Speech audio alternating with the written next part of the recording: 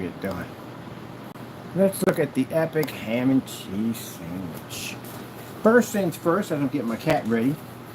And again, I'm going to put you in your bunker because I don't want you doing anything stupid while I'm trying to videos to get done. Sit somewhere, stay somewhere. You get up and move where I think you're going to go at, you're going right back in the bunker. Because you know all day long, you sat out here, you didn't do it and bother with it. The minute I come here, you bother with it. So sit down somewhere now. Stay your butt out of trouble.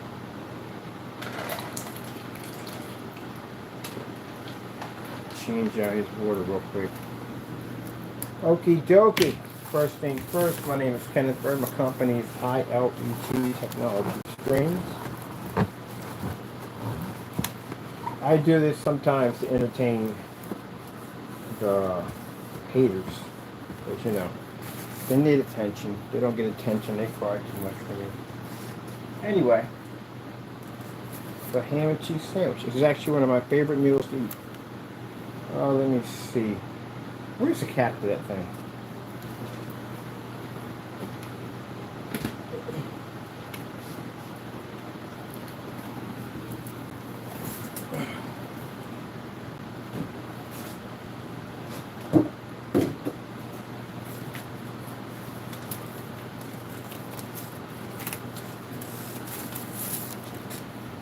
So I'll get all this stuff straightened up and cleaned up and get his water ready to go. Where the freak is this water? I just bought brand new water for this guy. And it's over there.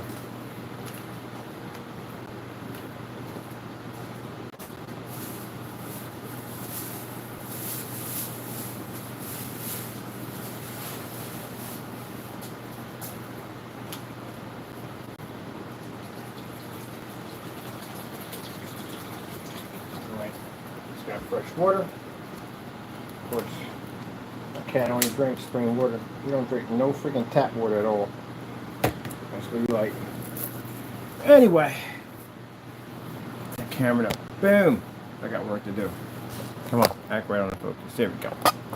So, that is the epic ham and cheese sandwich. It's basic ham and cheese, but I like mine with sharp cheese, and I like mine with yellow cheese. That's how I have mine. 2 types of cheeses, and then I have 2 versions of smoked ham on it. Sometimes I put an egg in it, sometimes I put bacon in it. It's rare that I eat eggs. I really don't like eggs all that much. You know, if I have an urge for it, I'll have an egg, but I'm really not a big fan of eggs. The whole cholesterol level freaks me out. But anyway, yeah. So that's the epic ham and cheese sandwich. Daysville at the end of the day was just what? Regular cheese? That's on a Kaiser roll. Yeah, I like my stuff a little different. So there was a basic, this is a basic sandwich at the end of the day. I put lettuce and tomatoes because it comes with all that, but I don't like all that stuff at the end of the day. I like a basic sandwich. So, does this mean Mr. Bird is poor because he just likes a ham and cheese sandwich? I know people at the end of the day, haters, that make so much money, and like literally, you wouldn't even be to keep up on some of the simple things that they pay for. You wouldn't be able to afford it. Like I know people that spend $1,000 for a bottle of water because it comes from a special spring and God knows where, but I know people pay that kind of money. You don't come close to their capital. But some of them like just basic, simple stuff. Simple stuff, like nothing special about it. Just everyday hot dog, nothing on it that's basic about it. Like ain't gonna anything on it. No, it's basic hot dog. That's what they like. That's what they enjoy. See, the problem is with you at the end of the day, you're a child. As you're a child, you're actually a little child. Kids do that kind of stuff. You know, kids rank each other on lunch boxes and toys and sneakers and stuff. Kids do that kind of stuff. As you get older and you're an adult, you learn at the end of the day that it's not about sometimes the smallest things can bring you such happiness. It doesn't have to be something glamorous or a gourmet meal. Keep in mind, gentlemen, I went to school. I got a degree in culinary arts. I also spent a month internship in Paris. What about you? What's your career? Yeah. Anyway, so, yeah, I can make pretty much anything I want, but I like basic stuff. And I was into fancy food. It was not my thing at the end of the day.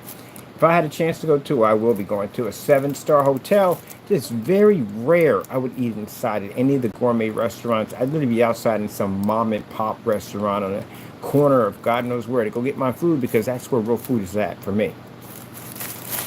So yeah, Being in that field, I ate at restaurants that you couldn't even afford the wine list. Heck, you couldn't even afford the napkins. Think of those.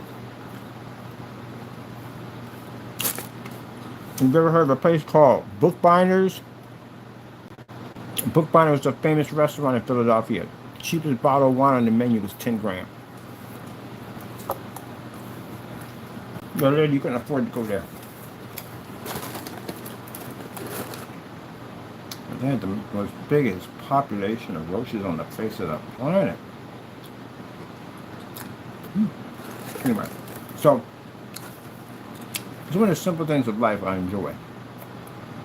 A basic ham and cheese sandwich. Just it.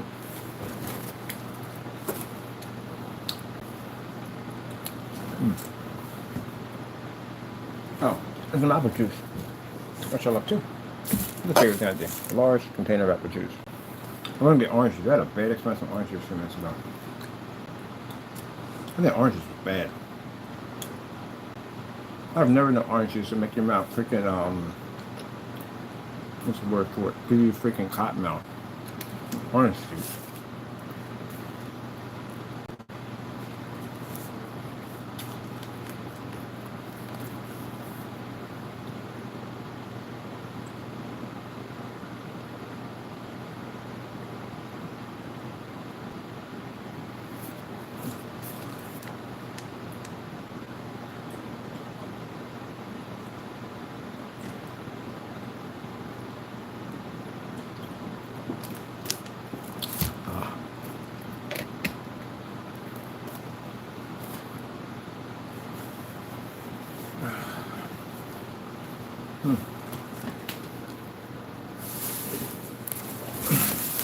I thought about something about candy or something. Where am I? Or something. One of them came in, so maybe you should stop eating candy. I knew it sent it. I didn't know it from the door. I got a word of advice for you. You should not be giving out advice at the end of the day that you have to walk through doors sideways. Because you're fat. The guy who made the comment was fat, yeah. Hitting the counter, not refilling your real count. Yeah, definitely should not be talking about anything at the end of the day. I burn off more calories than you do. Who cares what I poured in today? I really didn't do anything special today. I was just taking care of business. This is normal for me. That's my normal run. That's me taking care of business. And I still got to go to a couple places when I'm done, so roughly I'm going to hit maybe 18 again like I did yesterday. Which was, excuse me, yesterday.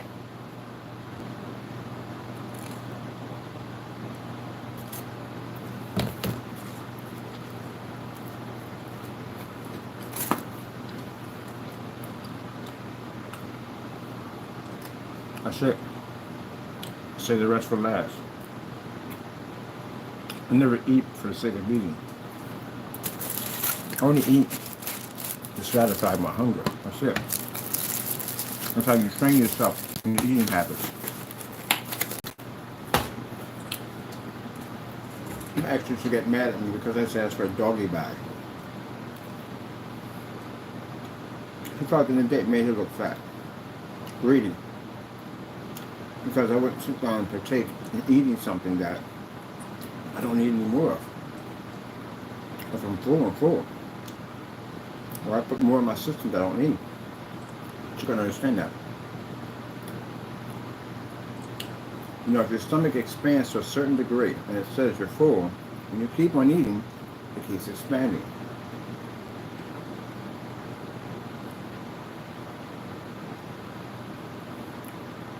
I need all that food. What do you need that food for? It makes me look bad. No, you make yourself look bad. Because if you're full, why continue to shove food in your mouth? It's not my problem, that's your problem. I even heard a term one time that a woman told me that some women deliberately get their men heavy. And she was feeding me a lot of food. Come in, freaking, if you ever heard of a Dagwood Bumstead sandwich, it was a really big sandwich with lettuce, tomatoes, all the whole 9 yards, the whole thing in there. Freaking, 2 bags of chips, big mug of root beer. And that was just for lunch. And then turn around and it's this, and turn around and that. And I'm like, wait, you're feeding me a lot of food. Like, what you feeding me all this food for? And then she told me to term that some women, what they do is they deliberately get their husbands fat so nobody will want them.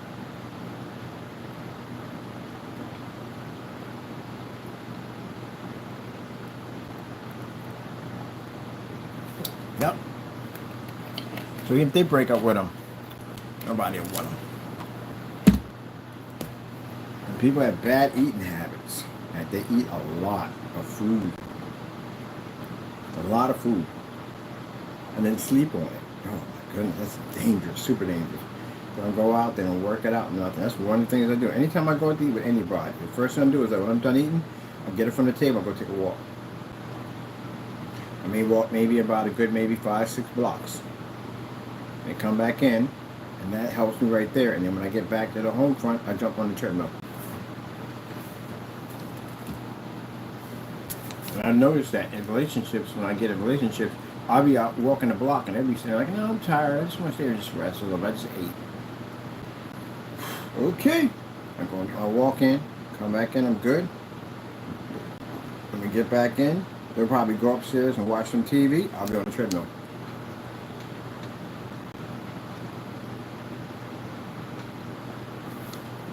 Hey, Biscuit Boy, come here. You missed treats for 2 days, didn't you? And I got him new treats too. Got him lobster this time. So I'm better off at the end of the day. And I ain't going down that road. I like my freedom. But anyway, I usually hang around people that are like fitness trainers, people that are way more advanced than I am, because I can build off of them. That's why. But yeah, that's my sandwich. Now I can eat the whole thing. I just take a bite of it. It's rare that I've eaten an entire sandwich. I don't eat it. I don't bother. I don't need it. I eat when you just eat from full and that's it. I say, doggy bag, please. They say, hate that. Why you always say it's for doggy bag? You making me look, no. You making yourself look that way. You don't want shoving food in your mouth, but you shoving food in your mouth if you're already full. Yeah, so when people do that in front of me, I just look at them. And you wonder why in your mirror and go, hey, you think I gained weight? Don't ask me questions. I'm a very honest person. I'm going to tell you things you don't like. I don't lie for you. I don't lie for you. If you tell me this dress makes me look fat, I'm going to tell you it makes you look fat.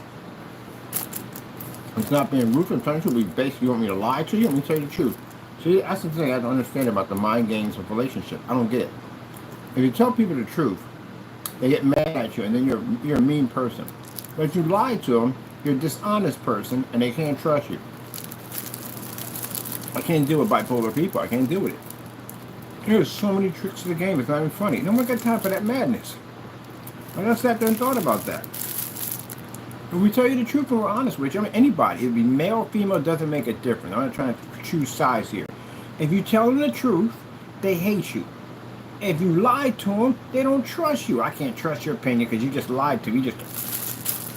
I'm done. I'm out of here. I'm out. I'm done. I'm done. I'm gonna freak out of here. Yeah, I can't deal with that nonsense. I can't do my games at the end of the day. Either you're gonna be upfront and tell it like it is, or you gotta get out of my face. I don't do it with phony people. I literally just had a friend's over a few minutes ago, and an argument started over something. It was a different friend. They're a couple. 1 minute they kiss and then they boo this and boo that, and I'm up there working on something for their projector. Something malfunctioned the projector. They know what we're doing. I want to help fix it. Usually with some of these projectors, if you don't reset the filters, it sends off all kinds of signals, and it tells you that your system shuts on and off. That's what comes when you don't reset those filters. So they're having that issue. I'm over there troubleshooting their projector. And the argument started off out of nowhere. I ain't getting involved in none of this. It was, I don't know what it was about, but it was a heated argument. And I just slowly walked out the door after resetting the projector and fixing it. Slowly walked out the door and coasted down the street. Here I am.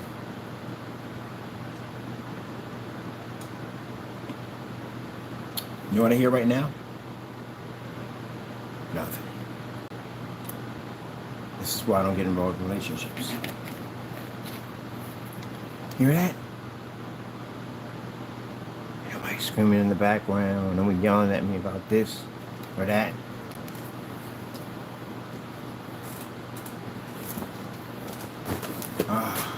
Peace and quiet, peace of mind. That's what it comes down to. Peace of freaking mind. You have no idea how much money that's worth. People get divorced, you know what I'm talking about. People get divorced, it would tell you right from the door. Peace of mind. It's worth more than gold, it's worth more than money, it's worth more than anything. When a person gets divorced and he's in that one bedroom room, he's got that one bed, that TV, that's what he has in there. He is in the best place of his life. You know why? Because he's separated from that bull crap at the end of the day, and now he is truly free. To new beginnings, my friend. To new beginnings. Freedom. Yep.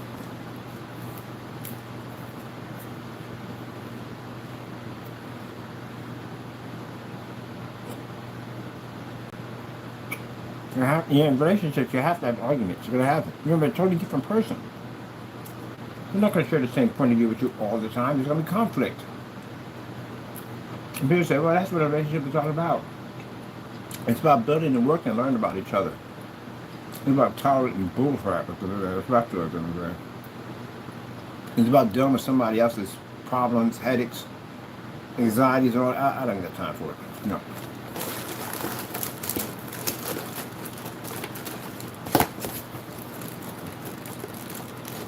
That's my point of view. Some people see it differently. I got plenty of friends that are married. They tell me, well, you know, Ken, it's like having someone in your life that you can depend on. You really want to go with that one in the next 10 years? Like, you really know if you can depend on that person in the next 10 years? I'm not trying to sow doubt in the end of the day, but it is what it is. You're really dealing with somebody at the end of the day that you don't know 100%. It's virtually impossible. You cannot know someone 100%. It's impossible. Impossible to know someone 100%. It's never going to happen ever. Unless you guys are twins somehow, you're joined at that you can tell each other what each other thinking. If you can read each other's minds, then you're 100%. You can trust that person, but you can't. You know, kind of jacked up stuff when you really think about it, when you're really deep into relationships, that you're literally sleeping next to a person that could kill you in your sleep. Because a lot of you not, people said at the end of the day that a person that can get closest to you is a person that you sleep with. And a person that you sleep with at any given day could kill you in your sleep. You are more likely to die by the hands of somebody you trust than a car accident. That's a lot of freaking trust. But you know, in your head at the end of the day, you think that there's no way in the world this person would harm me in my sleep whatsoever. How you feel about that when you get in a heated argument?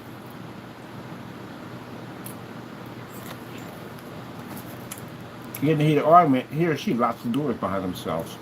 I don't trust you.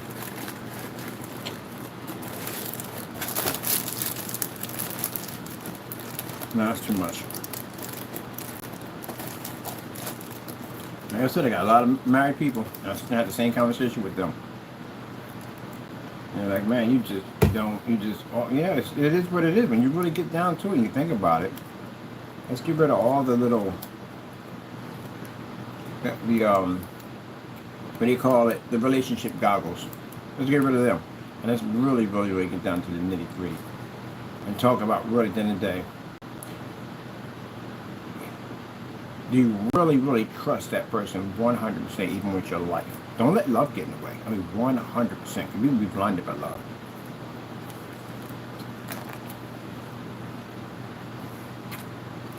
When you first start off, it's yes.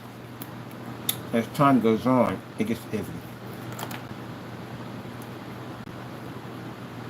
Very, very slim margin of people will have true love. Especially in this decade. We live in a superficial decade. The old couple you see walking up and down the beach, they've been through more ups and downs, been in the trenches, and they survived it all. They finally crossed the finish line. Once you reach that age, no more being a player and doing that and the other. Get real with each other 100%. I think that's when a relationship is at its best. When two people are old. That's when they truly have nothing else but each other. too old to play games. Too old to play those, go out and party and this and the other. They spend more time together by themselves, taking care of each other. That's when the relationship is real. Not in the in-between stage, none of that nonsense. Who the freak gets divorced when they're 90 and 80 years old? Nobody does. And another jacked up part about this whole, because of this whole, we have all this technology, which pretty much makes things super easy to cheat on someone. And the nonsense I've watched on Dr. Phil, I don't even know how people do this. Like, really? Like, these women meet these guys in other countries, and they decide, out of being in a marriage of 40-something years or however long in a marriage, they decide they're going to leave their husband. Or the wives are going to, vice versa, either way. And they're going to go halfway across the country to meet this person. Because, you got technology now. You can meet somebody anywhere you're at. And maybe they're not getting something out of their husband. This guy's promising them something at the end of the day. And they're going to meet this guy. And I saw this on Dr. Phil. And I'm like, man, you got to grow a pair at the end of the day. So your wife tells me that she's going to leave, travel halfway across the country, go see this man. Chances are she's going to cheat on you. That's definitely going to happen.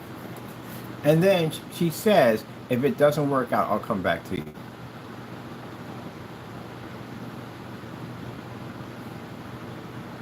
Very few people are going to tolerate that bull crap. You coming back to what? What you coming back to? Ain't nothing here for you. I'm going to get me a divorce attorney. I'm going to clean your clock in court. Where's she at? She's in a third world country messing around with some guy. I'm getting full custody of the kids. I'm taking the house. I'm taking it all. You know what this guy said? I'll be here waiting for her when she comes back. This is where we turn the channel off.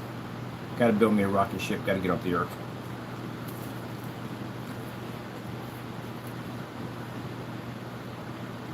There are people like that. They're meant to be whipped. Beat down to submission. Turned into slaves.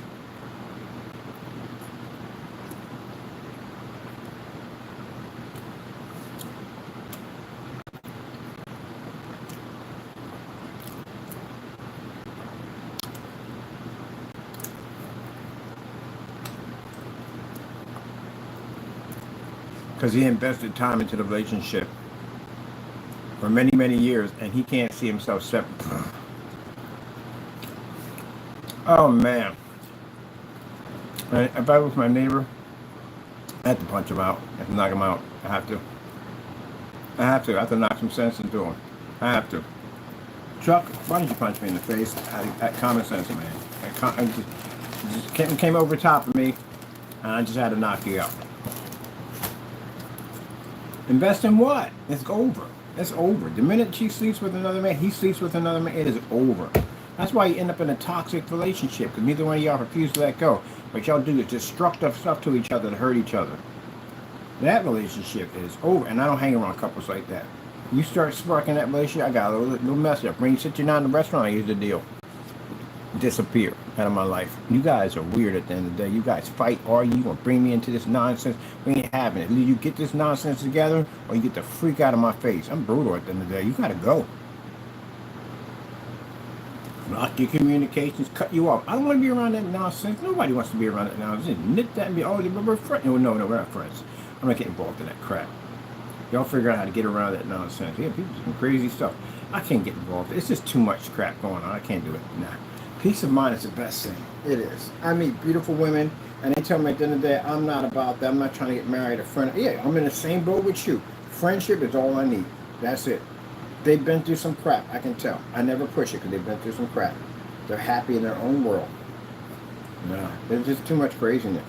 Very few people are going to find 100% true love. And in 2025, are you freaking crazy? You know how hard it is for people to date in 2020? You got to be a mind reader at the end of the day. Man, both parties. When you got technology involved, I mean, back then you have to worry about your wife or your husband being on the phone chatting with God knows who, or having somebody in their secret Facebook account, or somebody in Snapchat and all that stuff. You got so many different dating sites. The people that cheat on it's not even funny. You have to trust that person. You got to trust somebody that, chances are, every feeling in your body is telling you at the end of the day something's wrong. You gotta live with that freaking nightmare. And that paranoia sets in. And those little voices will pop up in your head. That'll be the devil, by the way. Telling you that, oh, you can't trust me, you gotta go. When the minute you start going through someone's phone and you start waiting outside in the parking lot for them to get out from work, this relationship's over.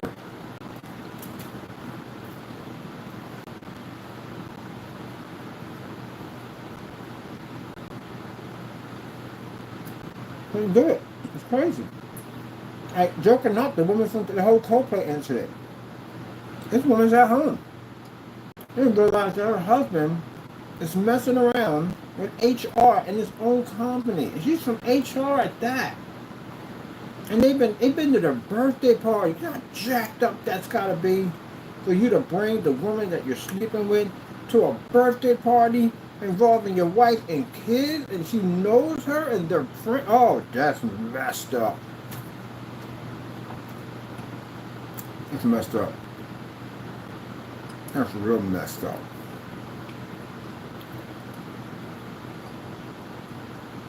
Oh, she cleans his clock. Oh, she takes everything from him.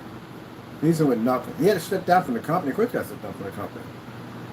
He's bad blood for the company. They get rid of him. Either they fire him, he steps down, and he resigns.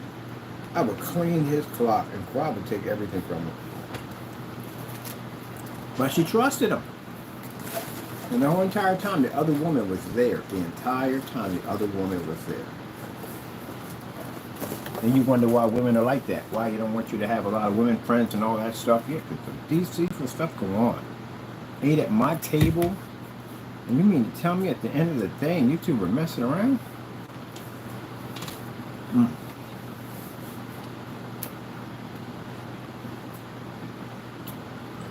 You have to understand, regardless of the fact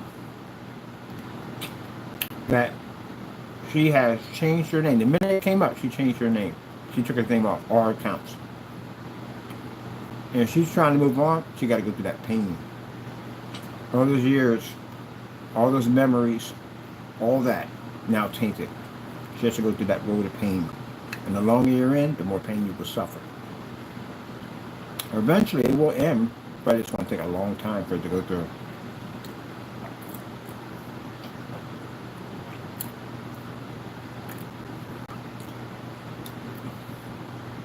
And Dum Dum had a nerve say he's going to sue Coldplay or wrecking his marriage.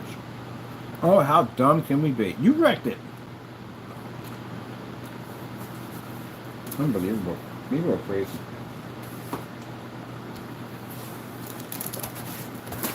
Nope. Better off by yourself. If you're in a relationship, try to get to work. Work it out. That's the hard thing about relationships. You could be working hard to get it to work, but the other person could be a complete jerk. They don't want to listen. They don't want to pay attention. They want to go off in their own little world at the end of the day. They don't want to spend any time with you. You got to go through that bull crap. And then, yeah, go through that mess at the end of the day. Even though you're trying to get it to work, they're not trying. I'll tell you what works for me. It did work for a while. And then after that, it even crashed and burned. Man, you got to be upfront. You got to be honest. You got to tell people things they don't want to hear. That's the only way. I used to sit down at the table and we would talk about everything we hated about each other. Whether you like it or not. At least it's out in the open. And to worry about anybody hiding anything behind your back. So once a month we have these conversations on what we do. And that month that really we don't like about each other. And then try to fix those things. Because one thing I don't like, if I tell you, if something I'm doing is ticking you off and you're not telling me about it, that's going to end up into a bigger problem. That's why couples that get it out in the open and just say what they got to say, they're going to last a little longer. The couples that are afraid to say something, you're afraid you're going to hurt that person's feelings. It's going to cause a lot of damage in there.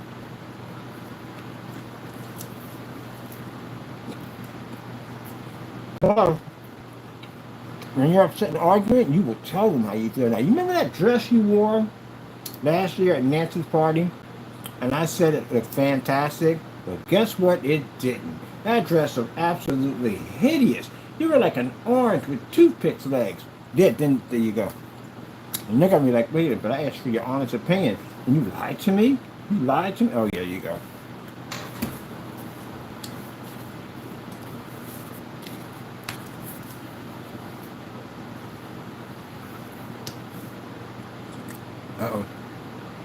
Chuckles and I having a fight. So when I see people argue, it gives me flashbacks of when I used to be in that mess. Man, I'm glad I ain't got to go through that crap anymore.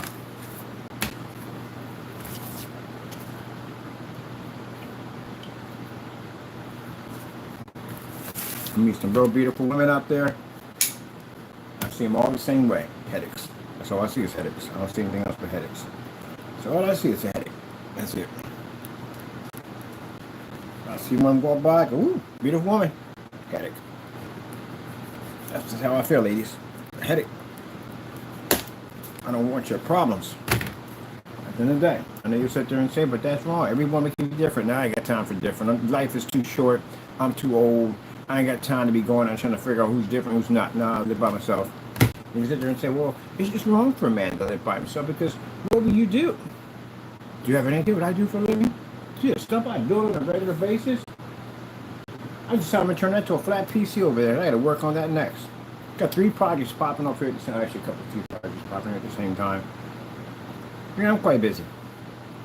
And then once this, and I'm involved in this, I got my other projects. I got a clothing line I want to work on. I got a couple of food trucks I'm actually about to get for my own projection screen set up. I got some people bringing on board.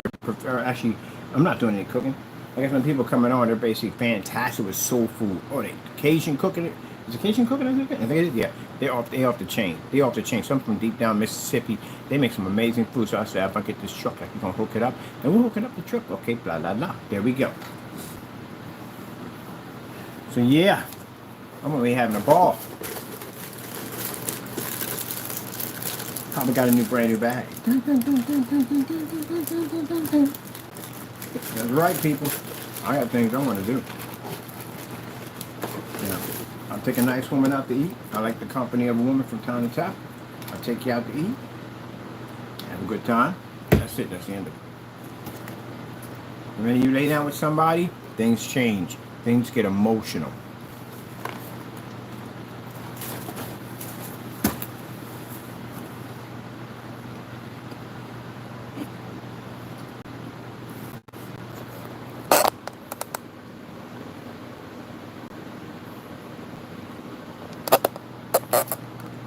There's a battle with the fish. What did the fish do now, Toto? What did it do? It battled me. It challenged me. I get to work. I just find it interesting. This came out of so somebody having an argument, right? Yeah, man. I'm gonna be right back together. I love you. I love you more. I love you. I love you more. And then this one's like, oh, who the freak left a spoon in the sink? See, that's what I'm talking about. I'm sick and tired of this nonsense. I'm not your freaking maid. You can't clean it behind. Did your mom read? Don't bring my mom into. Did your mom read? Don't bring my mom into. See, damn it. I'm like, okay. Man, it's like a Dr. and Jekyll and Mr. Hyde freaking show 24/7. Before they can turn like can. I'm going. I'm out. I'm walking down the street. I love them. I gotta disappear. Where'd you go? I had a call. Some things I take care of.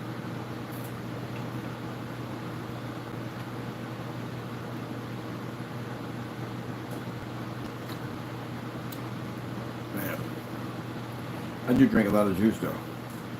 It's already gonna finish this. I kill one of these easy. Gotta give me another one. That's gonna be gone. But yeah, that's crazy. I was looking at them like, how the freak y'all do it? It's been 8 years. 8 years. Some got some 10 years. Like, how do y'all do it? I did 5 years and that was enough for me. How do you do it? Question how they all do it.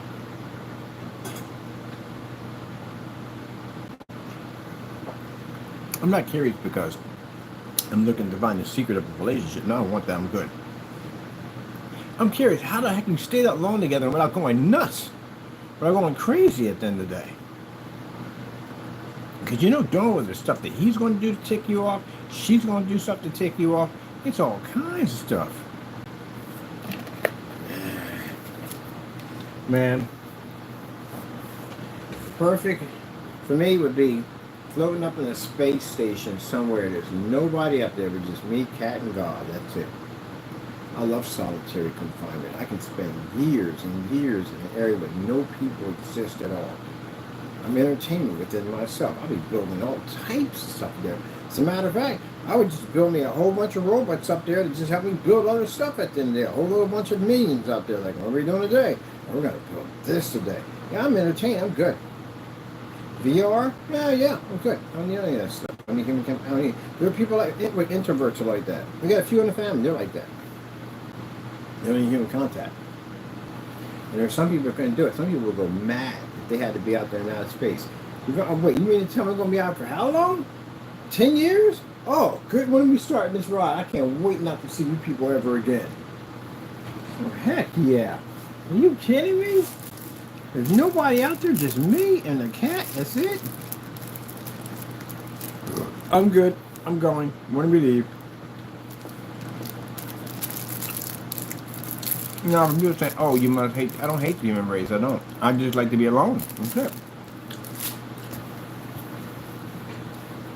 I'm not one of the people that, oh, I hate human beings. No, I love people. I just choose to be by myself. I like better that way. That's one thing about like reason why my 5-year relationship worked. She was a workaholic. It was perfect. She was never home. She came home once in the blue moon here and there. We hung her for about maybe roughly 3 days. So that's as far as I can stand it. 3 days at the end of the day. I just can't be around people like that day and night every freaking day. Can't do it. I'm just not that I cut for that. It was a perfect relationship because she was never home. She was always at work. Can I get overtime? Knock yourself out. Get that overtime in there, girl. Make that money. Yeah, I ain't no problem with that. Workaholic. I'm a workaholic to myself. I work constantly all the time. But I like what I do, and she likes what I do. And every once in a while we meet up. We go out and we go get something to eat. We chill. We go on a trip. Go on vacation. Blah, blah, blah, da, da, da, da, da, da, da. And when we're done and sick of each other, we're like, okay, see another 3 more days. Best relationship ever. I never saw a person. But the people I got to be around 24/7, day in and day out. You're breathing my freaking air. You're drinking my water. You're just all around me 24/7 in my face. We got to go.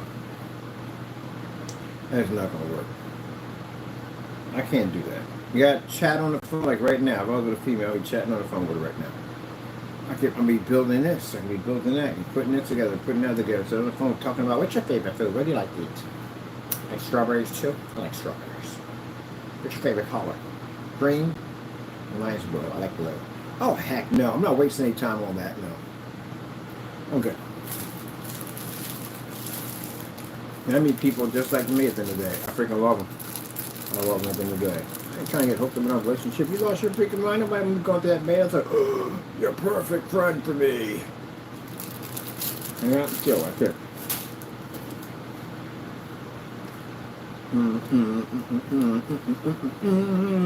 Taco with the furry ears. My ears are furry. Ha!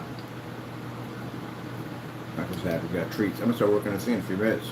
That's why I put work there. I still got work. I'm sitting here chilling, have a sandwich, drinking the apple juice, chill out, get this thing together real quick. Start putting in the lights for the wiring job is next. We must put lights in. What's the lights at? They're way over there. Alright, you gotta plug in the glue gun and all that good stuff. I always get that one female at the end of the day who wants to figure out how she can fix me. You must be so miserable alone. It must be so lonely. How do you bear through the nights of loneliness? Oh, I love people like that. They're entertaining, I'll tell you that much. I don't try to hurt their feelings right off the bat, but I'm like, look, leave me freak alone. I mean, I'm happy with that. I just let them keep going, oh my goodness. Just don't call me, ever. And you call me once in a blue moon, once a month. You call? I think the only person I got in my bubble, I had people that I've been friends with for years. They're the only ones who get that kind of time out of me. That's it. I got a friend I game with just about every single day. I can literally be around her, her family, all her friends every freaking day. Their only verb is rare.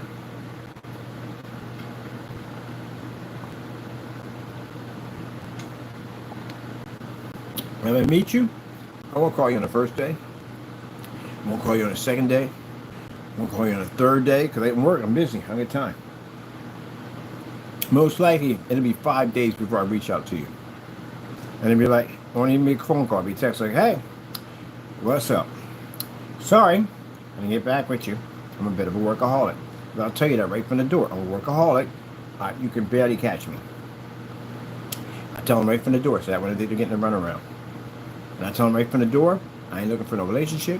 I'm not trying to be hooking up with anybody. I'm celibate, and I like to be by myself. So, one day if we're going to chill out, maybe we'll go to medieval times, go to the jousting over there, maybe go out and check out something. I don't do movies. Movies is too personal at the end of the day for me. At the end of the day, I'm good with that. Something out, go to an apple orchard, go chill out with my family, whatever. I'm good with that 100%. Other than that, that's as far as it's going. So I tell you right from the door.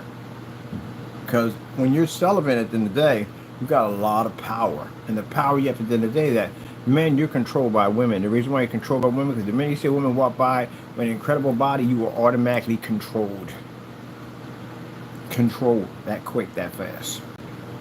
Some women have that power. They can understand it. Some women have it, and they know they have it, but they still fall in love with that person. And some women, the more ones that are more advanced, are the ones that control power and emotion, which means they don't fall in love. You fall in love with them. They control. They have power. We realized that early on, that they have that type of power. Very few men have that type of power. The women have that power. They can control things. They can get what they want easily. A woman at 21 years old, amazing body, will be on a yacht somewhere, on a boat that you will never be able to afford 6 times life's over. You can't afford that boat. But they'll be on that boat. You will not be on that boat. Unless you're some kind of Greek god at the end of the day, and you were chiseled out of stone. That's the only way you may end up on one of those boats. And then knowing that who you may be on there with may be a different story, might be a different type of sex on there. So, different male on there at the end of the day. Because, yeah, they collect those guys. So, yeah. But a woman, yeah, they got it good like that. How many men get drinks bought for them? It's very limited. But women all the time get that. Yep. They got power. They've got absolute power. Got more power than you at the end of the day. And on top of that, to make it even more interesting, they're actually more mature than you. Women are far more mature than men are. You hear it all the time, right? Women say, oh, they're not. Yes, they are. They're far more mature than you are. On so many levels, it's not even funny. So you have to understand the concept of it all. When you're a kid, you're playing around with G.I. Joes, right? You're playing in the mud and the dirt and all that. And meanwhile, the woman at the end, well, not woman, but child at the end of the day, is pushing a baby stroller and taking care of a baby and basically cooking and all that stuff like that. She's far more advanced than you are. She's talking about a career and how she wants to get married and her wedding. And you're out there basically playing in the dirt. How many guys at the end of the day, at that age, say, hey, I want to get myself a business portfolio and invest in stocks and CDs and, get my 401k up? None of them. We're thinking about blowing stuff up and burning things and chasing each other with bikes and all that crazy stuff. That's what we do. But from day one, that little girl is pushing a stroller around. She's calling mama. And she's taking care of a baby. She's learning responsibilities way before you are. They're far more mature. They're 3 years ahead of you already on the door. You ever think about that? You ever look at the big picture of that? I sat there one time, I watched my nephews. One's over there feeding her babies and cooking food and talking about, just coming from a job. And the other one's in there playing in the dirt. And I'm like, gee, women are smarter than men. Women are definitely more advanced than men at the end of the day. Yeah, they are. They're far more advanced than you are. Because at the end of the day, they're way ahead of you. At the end of the day, from birth, they're way ahead than you. Yep. Pushing around a stroller, taking care of a little baby, learning responsibility to take care of that little doll at the end of the day. Changing it, feeding it, 9 yards. Got a little kitchen set up all for cooking and all that stuff and everything. Going out and buying groceries. You watch them, it's the cutest thing ever. They're already advanced, already. That quick, that fast. and you're out there playing in a sandbox with a bunch of G.I. Joes saying, hey, Cobra, blah, blah, blah, blah, blah. There you go. They're far more advanced than you are. You didn't think about that big picture, did you? Oh, man. You have no idea how advanced they are. On top of that, once they realize in their years as they get older that they can control what that power they have, yeah, they already know. So you divorce a woman, she can easily go out and date another guy, just like that. You, on the other hand, you have problems. Unless you're chiseled out of stone, that you took care of your body and you exercise and lift weights and all that stuff, and you look good for your age, then you got that opportunity right there. The chances are she got it before you. Yep. But on top of that, the courts are on her side. They're always. It's rare you hear a man gets everything. A woman gets mostly everything. Everything. Because you know why? She carried a child in her stomach. She did all that. You didn't. That's why she has more privilege than you did than the day when it comes to courts. Because she carried that child. You didn't. You made the child. Yes, you did. But she did all the work. You carried a child for 9 months? No, you didn't. When you go through the cravings, the headaches, the heartburn, going constant forth to the bathroom, all that stuff, everything they go through, that whole cycle of all that because they go through, you didn't go through any of that at all, period. Feet swollen up, all that stuff, back hurting, you didn't go through none of that, did you? Nope. Unless you go through sympathy pains, but even if you go through sympathy pains, you're not really getting what she's getting at the end of the day. That's why kids sometimes gravitate toward their mother more than their father do. Their father. Unless you're a daddy's girl, then yeah, that's the other way around. Yep. It's interesting, isn't it? I love life. Life is such an interesting thing. It's just interesting to sit back and be a deep thinker at the end of the day. A deep thinker.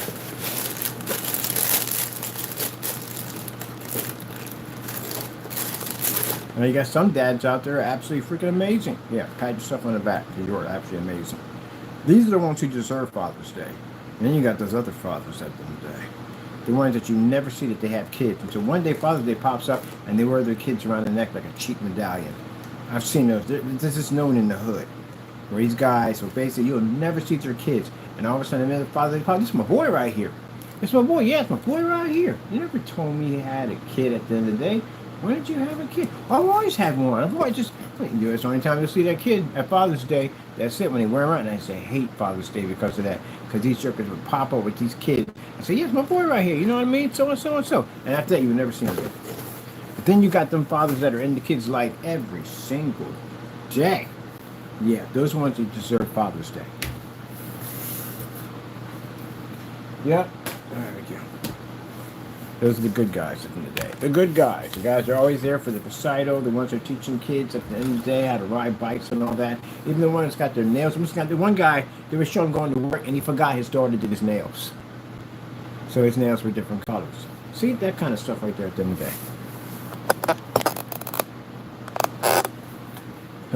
Let me see. We got work to do and I got an icebox to stick. Icebox!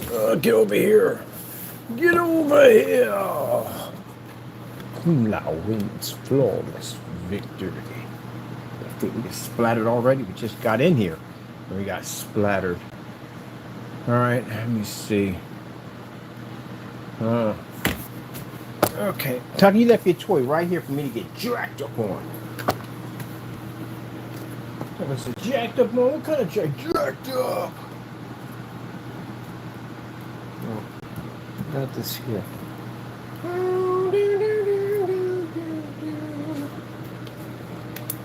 Got Taco all of mine. Got me thinking every time. Yeah. That's Taco. Taco, you gonna be thinking every time? Got Taco in your mind? Wow. What's wrong, Fudge Boy? I'll give you a piece of this ham and cheese sandwich, because I know you like ham and cheese. That's your thing. That's when we know. Yeah, all that deep thinking sparked up when I was watching the whole argument go down. When I was watching, hooking up their stuff, I'm like, whew, just makes me feel so happy to be by myself. have to go through that ever. I remember those freaking jacked up arguments. And you gotta basically be looking at this person's in your house. You're in the same place together.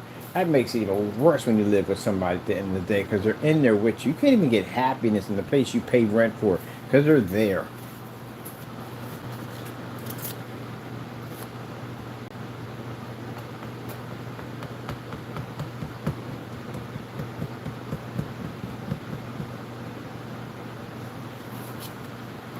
That's one thing I learned, that when I was living up there with her at the end of the day, I couldn't be happy even in the place I paid for because she was there. I said, I get my place, I get myself back to where I was at, I will never live with another person as long as I live. Never, ever do that again. Never, ever. You know, because her name is on the lease. Oh, God, it's horrible. That is absolutely horrible. It's all fantastic when you two are getting along, but man, an argument break out, one of them cheats on you. God, man, that's horrible. Absolutely horrible. And they don't want to budge, they don't want to leave.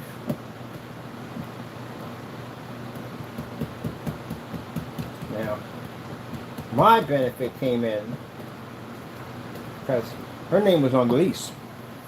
And how I was able to get her out of the place, I make more than she does. That's why. I could afford to pay for that unit. She can't. So when I found out what happened, I told her she would have to pay half. She can't pay half because she can't afford it. That place was $1,600 a month. She can't afford no $1,600 place, so she couldn't live there. I could live there because I made the money. I paid the down payment for every place we moved into because I made more than she did. The only thing she had to do out of the responsibility was to pay out the car. That's it. I already bought the car. I paid for the car when we went to go get a new one, and she kept getting these used vehicles. I'm tired of this. No more used vehicles. We're going to get a car. I'm going to get one from the dealership. I'm going to go to Eddie's crazy guy, no crazy Eddie or Discount Jack or whatever. We're going to buy one directly from a dealership. That's what we did. My credit was better than hers, so I used my credit and got the vehicle and put the down payment down on it. Now you got a vehicle, go back and forth to work with no problems. So your job, and you have to pay for, I paid for all utilities. All utilities are in my name, so I paid for everything. All you got to do is take care of the car, that's it. You know, the headache, one of the things that causes problems in relationships is money. But I made all the money. The problem I had at the end of the day was keeping up with somebody who basically is not good with money. Because they'll spend your money as fast as you make it. They're compulsive buyers. They just buy things over and over again.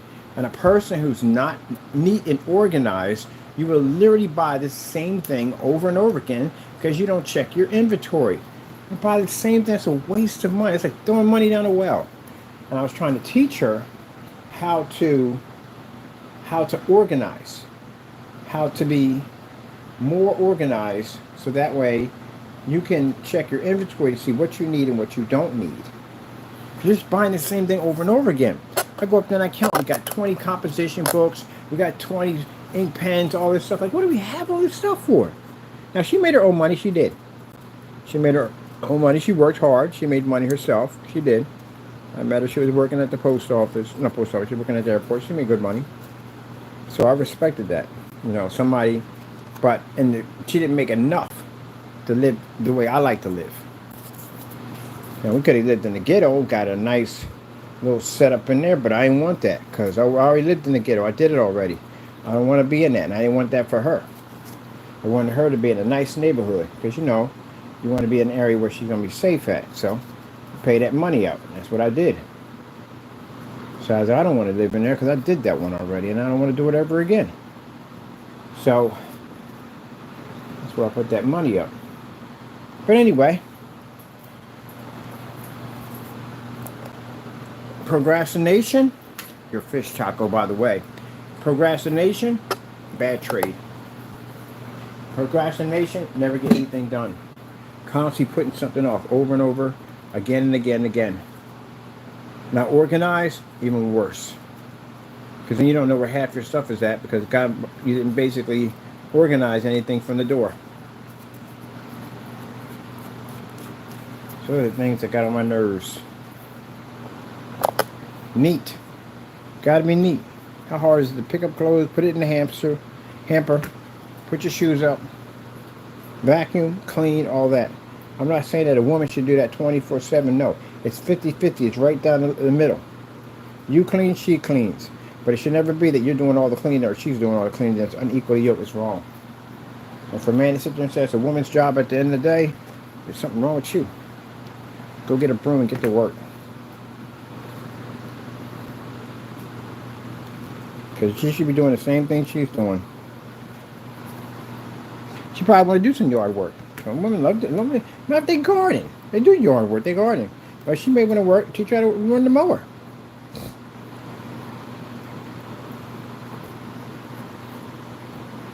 Sitting there running around with the mower, I might want to learn it too. Like, yeah, can I drive this thing around? Oh, heck yeah. And that way you got another person to mow the lawn. You can do something else and she'll be mowing the lawn.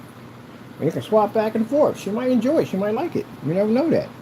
You just don't want her in your machine at the end of the day. That's what it comes down to. I don't want you touching my machine. It's just my machine at the end of the day. Well, your machine, then don't complain we got to mow the lawn.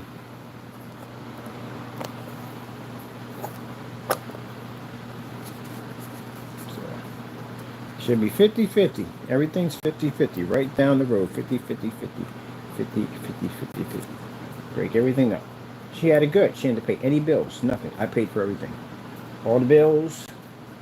All she had to pay for is the car payments and the insurance. That's what she had to pay for. Which was pretty cheap. How do you mess that one up?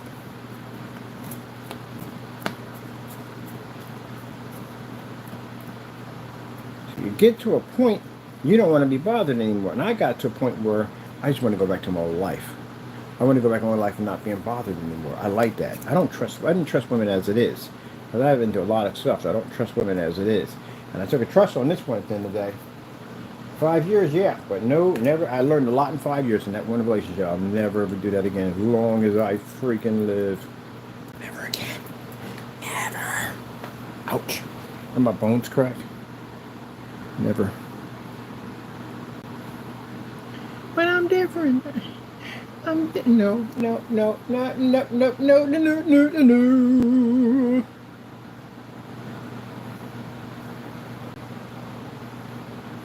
That's why when the naysayers were out there saying, "Oh, you're lonely," you gotta be kidding me, man. My IQ's higher than yours at the end of the day.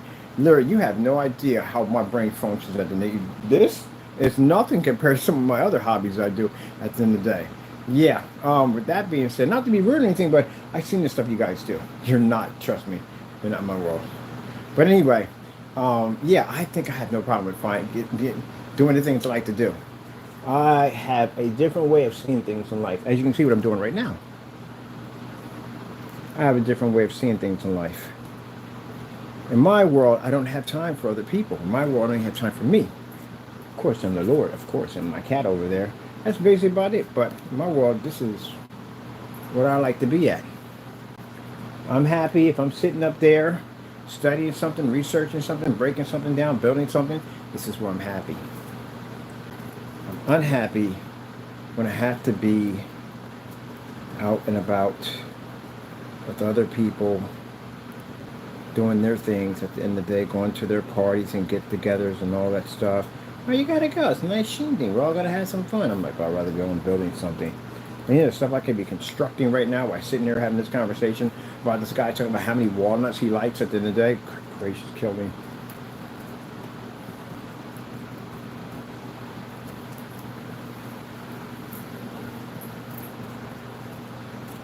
So no, I don't hate people. I just a person who likes to be by myself.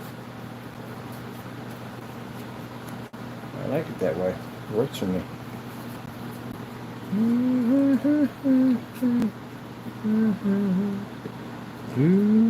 So, to sit there and say, "Oh, you're alone," blah, blah, blah. That's you at the end of the day. You probably couldn't even make it through solitary confinement. You'd probably go mad. Man, that'd be a cakewalk for me at the end of the day.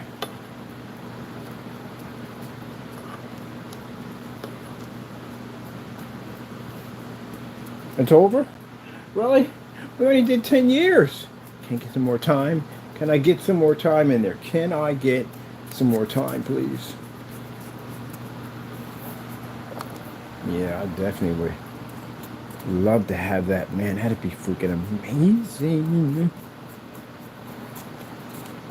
Mr. Bird, you do know that you're going to be in outer space and there's going to be no people around you for many years. I'll be sitting there grinning like the Grinch. Like, yeah. All right, so question. Is there any technology up there? Is there more technology you could possibly think of? You'll never see me ever again. Like, never will come back to Earth ever. As a matter of fact, you might see a second planet being built up there by my millions of machines up there. Like, we are going to build the ultimate Death Star. No, I'm joking. But we're going to build some crazy up there. Like, what the frick is that? Is he building up there? Does he have millions? I would have millions. Millions and millions of these little tiny robots, small and big, that would just build stuff for me. Is that a Gundam? He's building a Gundam up there. Darn right I'm building a Gundam up there. Why not?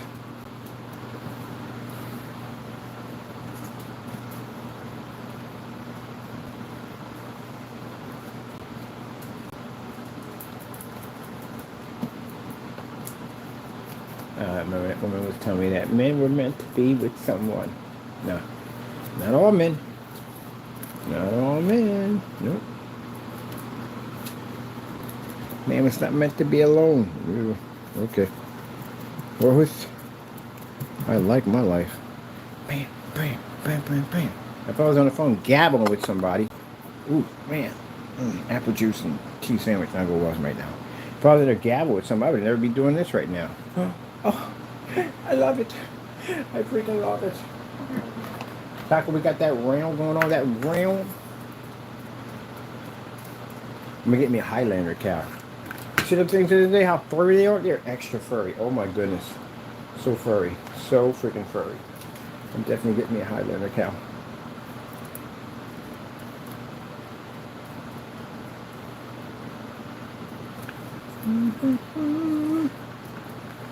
Oh, battery's about to die.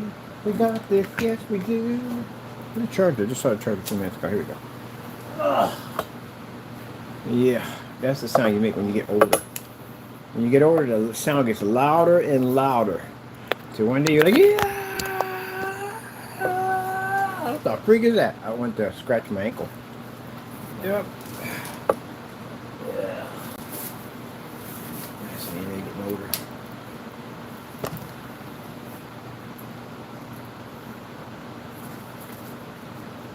Funny because I remember watching people talking about how they can't eat this at a certain time and can't have that at a certain time. And I sat back and said, man, I'm glad I can eat whatever the freak I want to eat. And then that day happened. Oh my goodness. The acid reflux. Yeah, wait till you go through that freaking nonsense at the end of the day. That is some jacked up stuff to go through. Oh man, the worst ones are the ones you can smell before they come up. Well, that's going to be a very exciting experience. Some people never get it. Some people never get it. You know? Lucky ones. Never get it. But man, when you do get it, oh, it's going to mess you up. Yep. It has nothing to do with anything else. It's just your body telling you that you're not eating this junk food no more. And if you do it, I'm going to jack you up in ways you will never understand. Some of these things can be so bad, you literally think you're having a heart attack. They'll be rushing you in a red truck with flashing lights, and you'll be thinking this is the big one coming. And man, it has all the symptoms of a heart attack, all the symptoms. It has tightness in the arm, tightness in the chest, tightness in the jaw, kind of a silvery copper taste in your mouth. It has just like a heart attack. And you think it's a heart attack. You think you're about to have a heart attack. And your heart's racing really fast. Oh man, it's the worst. You can wake up out of your sleep with this stuff. And you get down there and say, oh no, it's acid splashing up against your chest cavity. That's what it is. So apparently, your body is telling you, guess what?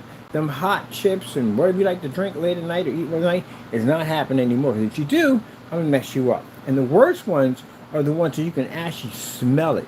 You can literally smell the acid coming out your nose and in your mouth. You can smell it before it comes up. And when you burp, that stuff will be all splashed into your lungs, all through your nose. So your nose is going to burn, your throat's going to burn. It's a horrible feeling at the end of the day. And the pain is unforgivable. It's just wrenching, like someone's taking your heart and they're squeezing it. They're just squeezing your heart. That's what it feels like. It's so painful. Oh my, it'll have you bent over. You'll be on the ground crying. Yep, that's acid reflux. That's what happens. The body telling you, we're done. No more. You're not eating no more of that junk food, Bob. Bob. You're not eating that junk food. And then the doctor will tell you, okay, this is what's going to happen. This is what you're going to eat. From now on, you can't have this at a certain time. You can't have that at a certain time. You can only eat this at a certain time. That's what's going to happen. Yep, it's going to jack you up.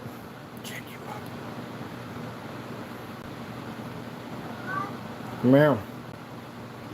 But no, it's more. There's more. There's so much more. There's so much more to it all. Now you got to play acid reflux bingo. This is what we got to figure out. What food's going to mess you up? Now you can't have everything you used to have. Some things you can have, and some things you can't. And how do you figure that out? Well, you got to be a guinea pig. You're going to test these foods out. Which one are going to mess you up? It can be hit and miss. But either way, if it's a hit, you're going to the hospital. Because the Tums don't work. They really don't. The Tums will basically work that to take a while to kick in. And by then, you're in so much pain, man, it's not even funny how much pain you're in. Then you got to figure out at the end of the day with the anxieties that are triggering off your head. Is this a heart attack? Or is it acid reflux? Is it acid reflux? Or is it a heart attack? You'll figure it out. Yep. That's when your body goes, no more. No more. It's going to bring the pain, baby. It's going to bring the pain.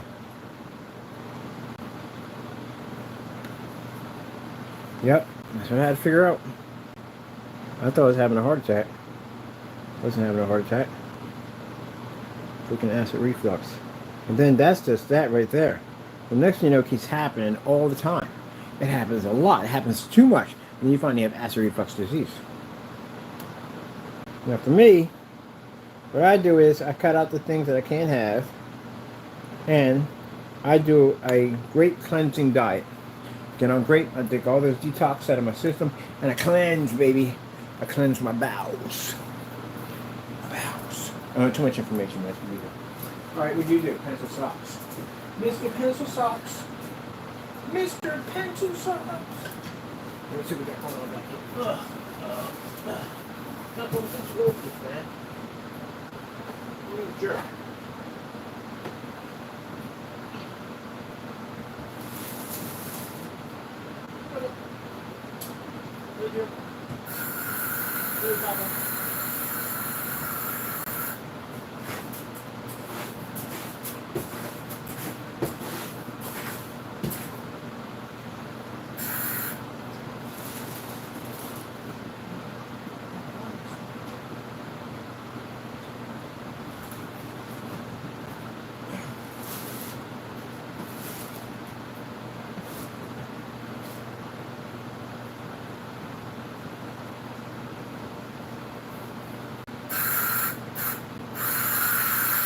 Oh, you don't like it? You don't like that, right? Then guess what, Barry, jerk? You don't like that, right? You don't like that aerosol can like that? Then Barry.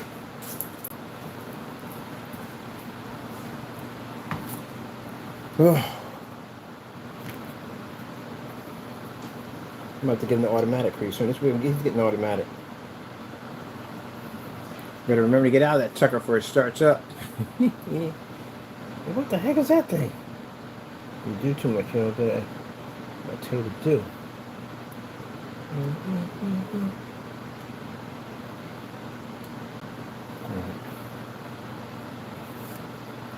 Anyway, that's just that nightmare you'll have to contend with. That's all. But those of you who know what I'm talking about, you already know what I'm talking about.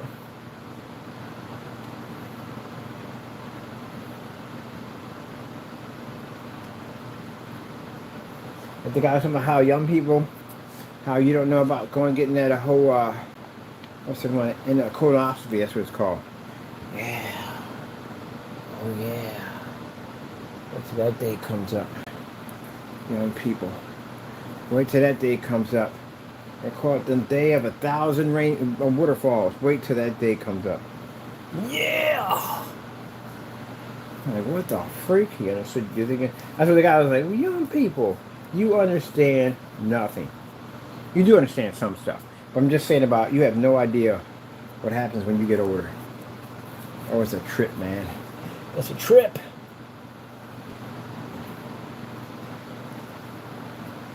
I'm going to undergo a colonoscopy. Yep. I'm going to undergo colonoscopy. Which we call, which a guy said, we call the night of 1,000 waterfalls. They give you that stuff you got to drink. That stuff is designed to clean your system out. Oh.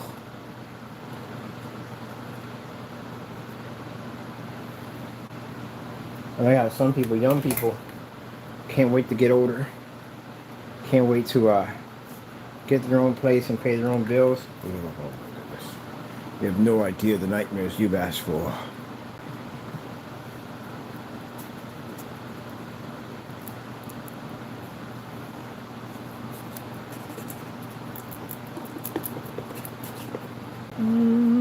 Oh man, really? That whip was on there nicely. That whip was on there nicely. I'll take that. Gotta add a little frost in this one section right here. So this is what we're doing. Oh my mind got me thinking every time. What? That's taco. Taco? That's taco. Taco's on my mind, got me thinking every time. Huh? Yeah. Bam. Look at that be. Oh.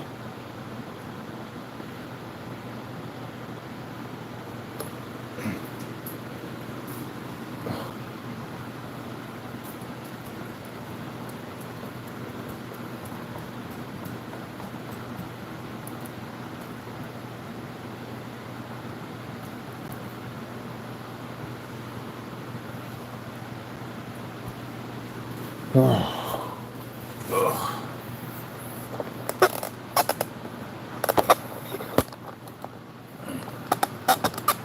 On that yellow ribbon, around that old tree. It's been 3 long years since you've been with me. On that yellow ribbon, around that old tree. Get on the bus. Forget about us. Put the blame on me. On that yellow ribbon. That's a beautiful song, by the way. Very beautiful song. My dad used to play it all the time. I never really listened to the lyrics until I got older. Realized what the song was all about.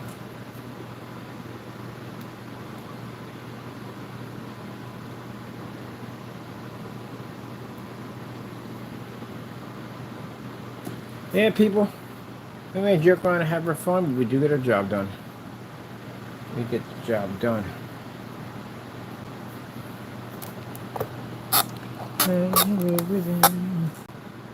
I like that. That came out nicely.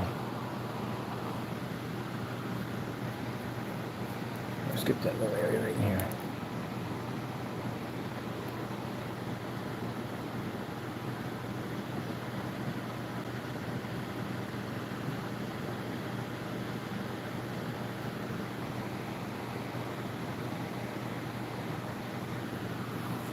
Perfect. Alright, let's see what I need to do here. I need a fan going on here. No, that's plugging right. No, it's plugging. What the heck is this going on back here? Okay, that's not it. Where's my lights at? No, it's back here. That fan will keep that nice and cool.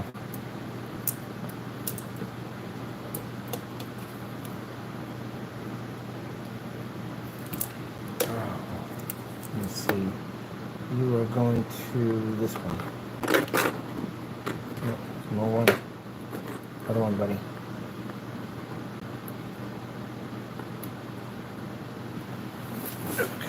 Keep it nice and cool. I'll cool that down nicely. And grab this one. This overhead one going too. Make sure we're clear on that. We're definitely clear on that one. Cool. All right.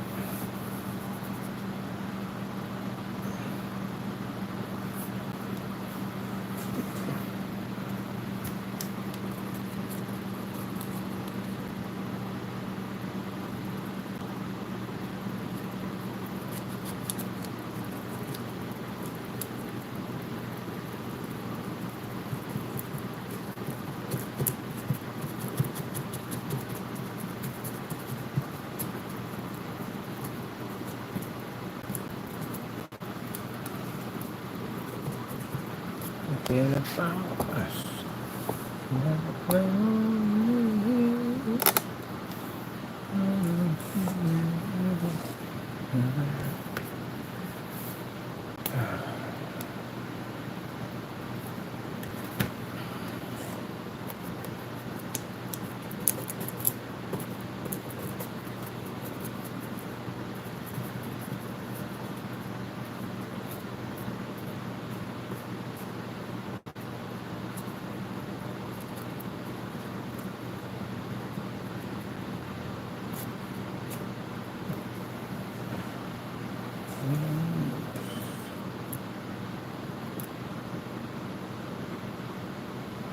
Go. Got some rigid areas of snow in there.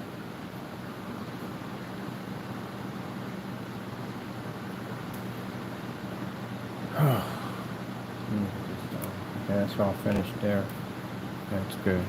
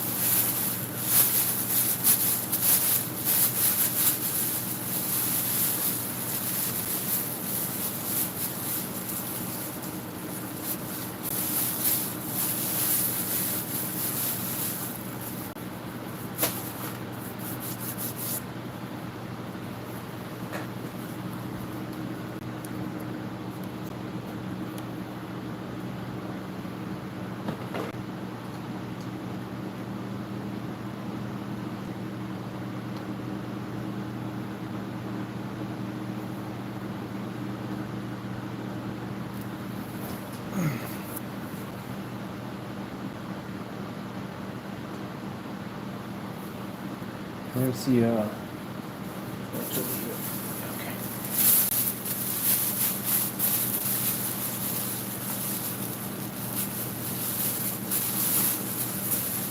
Okay. Ooh, taco. Ooh, ooh, ooh.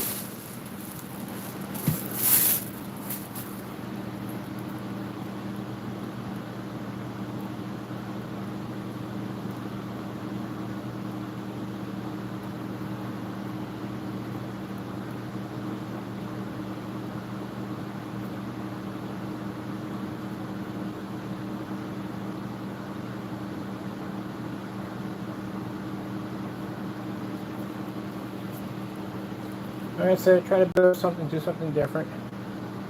Every day, try to do something different, you know? Yeah, right there.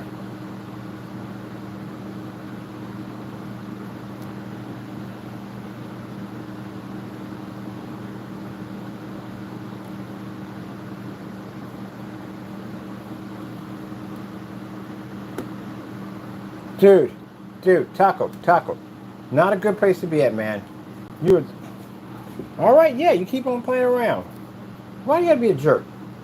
You're right under my feet, man. I back up. I'm gonna step right directly on top of you.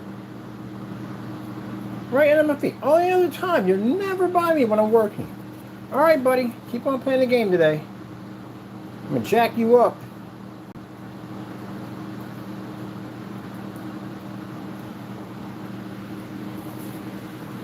You got what you want to pay. Come here. Rawr. Come here. Rawr. Rawr. What it is? Come here. Get over here. You're a fuzzy boy. Come over here. You want affection? Look, Dad. I need affection. Give me affection. I need affection. I give you the affection. All the affection. Affection here, affection there. What do you think about all that affection?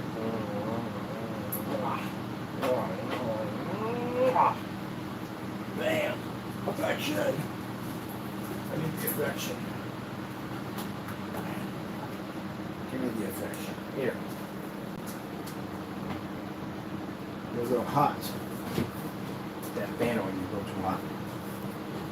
And you see affection. That's what's in my feet. Give me affection! There you go. I got 40,000 kisses. What do you think about that? And put your cartoons on too, real quick, on top of that. There we go. Here you go, buddy. 40,000 kisses, man. 40,000 kisses. Only 10,000 more, you know that, right? You're short. YouTube. You're short. You only 40,000 kisses, Topper. 40,000. How do you plan to play the 40,000 kisses? I'll get a loan on the 40,000 kisses. There you go. Here's your Mr. Bean.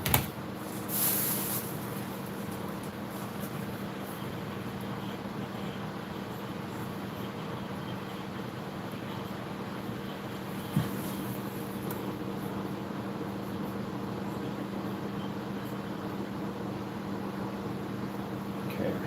Screen jump right here. Ooh.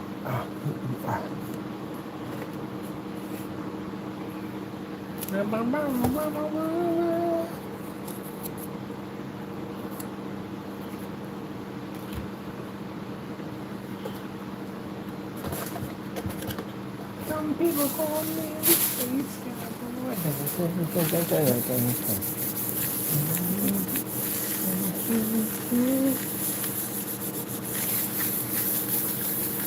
When I do the desk, my solar system, I'm going to put in some opera music, which I like to do when I'm doing my work.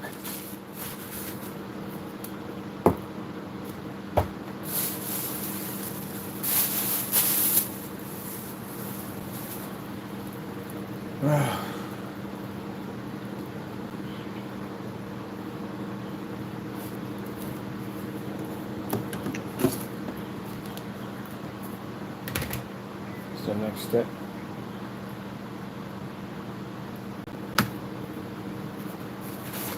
Put it on with a tissue. Bam! Shake and bake, and I helped. Shake and bake, shake and bake. Thank you, little brother. Come on. Shake and bake, and I helped. A little southern accent. We was talking about that too.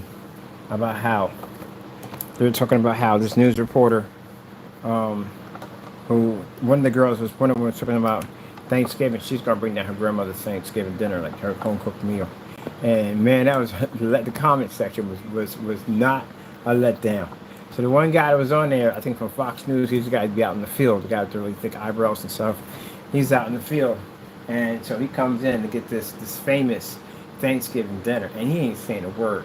When he got that food, he was a man of very little words. And this guy talks a lot, very little words. All he can do is go He's engulfed by the seasons. And they was in there crying to him. They done changed that man's life. That man's gonna go home. Hey, it's just a joke. People don't take it seriously. I'll be pansy at the end of the day. He's gonna go home, divorce his wife, and he's just gonna hunt for soul food restaurants. Hold on for a minute. Take care of something quick. Package that's going through. Oh, that's my sensor switches. I need those. I'll tell you the rest of that later. While this dries up, the fans on there. Sensor switches, Taco. Sensor switches. For the lighting system. You have to put it in.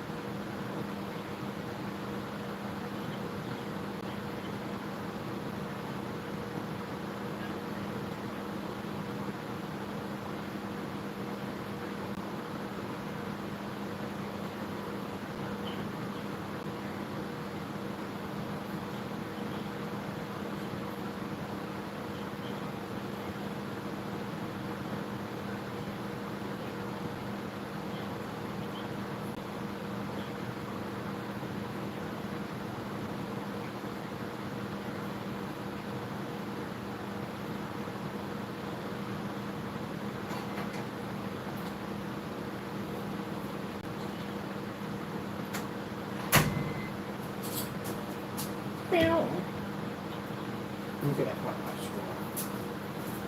Whew. Man. I go to the bathroom. Well, that sandwich ain't in there no more. Sorry, people, I had too much information, but yeah. That apple juice, that's what cleaned me out. Good. I ain't got to worry about that. All right.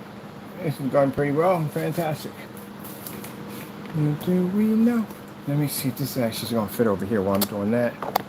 Let's see. I need... Oh, crap. We should have got 3 of them.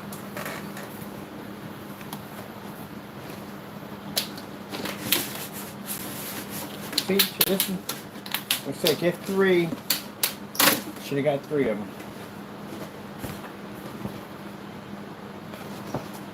Hopefully that fits. My panel's up next week. Or this week.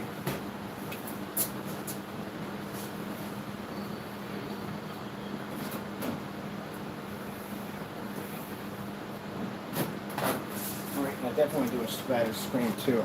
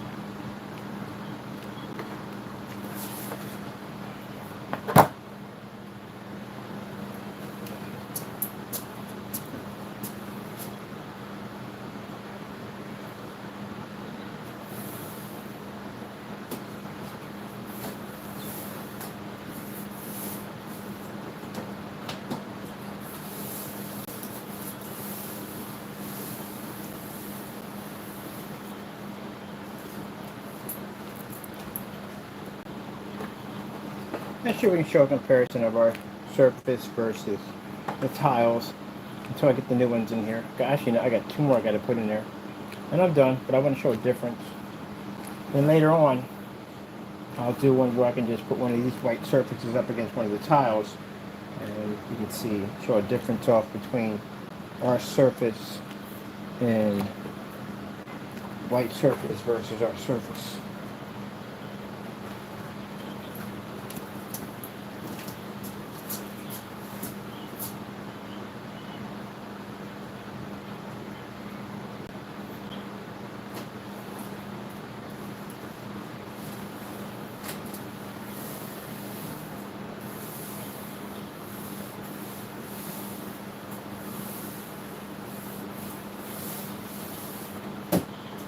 I'm telling you, I'm so glad I chose this office. This office was absolutely perfect for everything we need to do. Not having any windows in here. At first I thought it pretty much would be a bit of a nuisance, but actually no. Fantastic, because over on the other end they have parties out there in the park. You know, youth camp, stuff like that, and they bring a DJ system out there. You can hear this thing pretty well. And literally, the minute you walk out in the hall, you can literally hear it. So, in here we can't hear jack at all, period. We can't even hear nothing at all. So I couldn't imagine trying to work and hear that, hey Uncle Mike. I already heard it crystal clear from the airphone. Hey Uncle Mike, I see you over there. What you over there eating? You know, the DJ pretty much talks all the time on the mic. Sometimes I like to hear myself speak, or I don't know, who cares today. But they're having fun out there. But I can literally hear the whole conversation from here. And he called the guy's name and everything. He must be over there tearing up the food. Right? He must be having having a barbecue out there, something out there. But anyway, he must be over eating. I see you over there, tearing it up. So I heard all that crystal clear. I thought that was pretty. I'm glad we're in here. So when I first saw it, the first office, it was downstairs, and that wouldn't have worked for us at all. Period. Had 2 large windows in it, I would have definitely picked up everything from what's going over in the park. Definitely would have picked that up. Yeah, sometimes cars park right over and they play their music loud. That would have transferred through. So I definitely would have heard that. Here we can't hear nothing. So when I was going to first get that one at first, but then the Lord told me to get this one instead, and I got this one. And this is a good sized office. This is a very good sized office. Especially for what I pay, it's a very good sized office. Is that right, Mr. Taco Bird? Right, Taco, we gotta go down and we have to get one more surface. I'm gonna cut that one to fit there and the one to trim off for the top. That's what I'm gonna do with that one. So we're gonna have the comparison surface. Gotta get that one finished. You see what I mean? See what I mean, Jelly Bean? After a while, crocodile. Let me see.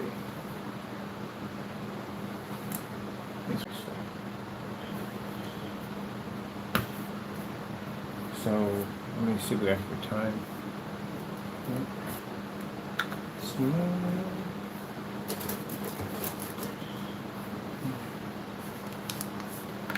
Let's put this on.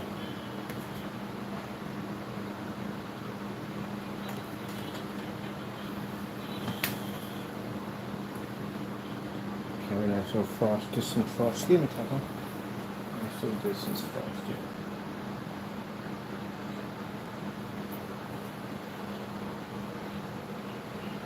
I'll take that. I like it. I'll not too far out. I'll bring you too far out. Shift it off. It's sitting nicely there and there. Okay, that's good. Let's cover it up. What are you?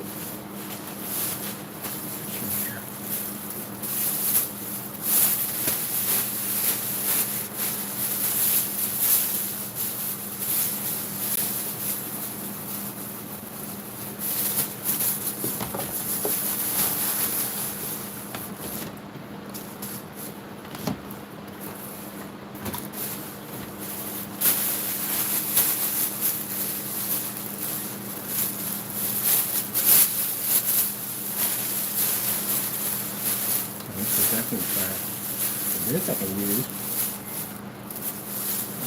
This, we don't need this anymore.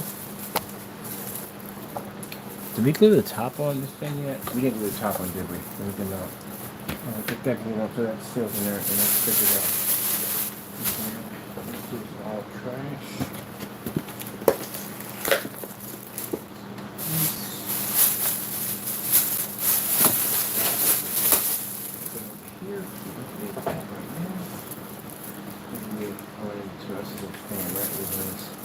I gotta make those boxes for me from the phone.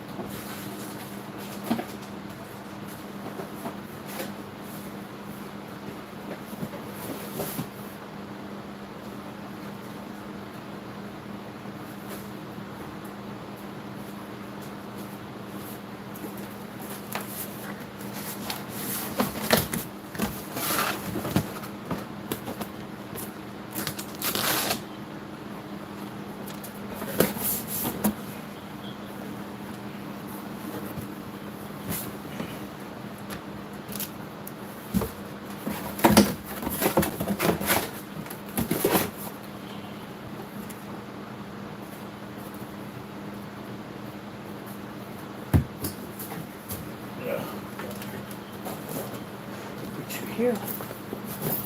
Alright, put you over here. It's just right there.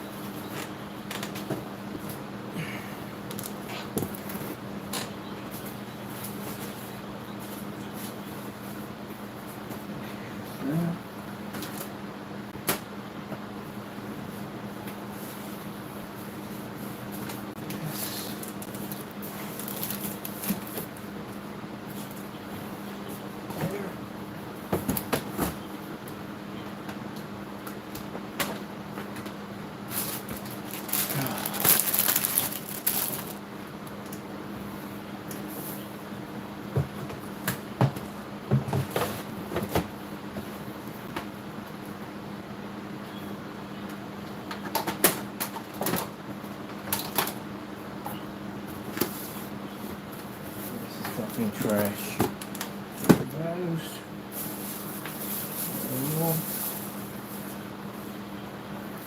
So different as well. Alright, definitely put this up. So I gotta cut the peekaboo box in the side for this thing. Where's the bottom? For that. We didn't need this, so that's good. What else have we got in here? Well, we get this to the birds, and definitely eating this. They didn't come back. Let's keep the gross. Do this. Got new ones. Where's the new ones at? Nuts! Right away of organizing bird. We're better than that. I thought we could consider it. Definitely.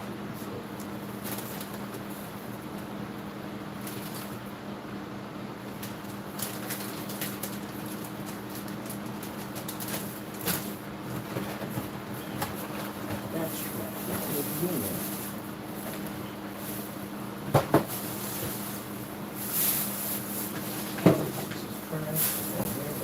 There.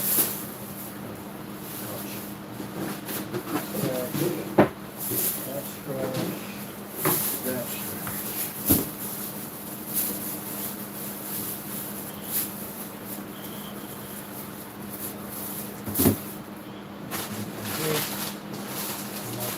trash.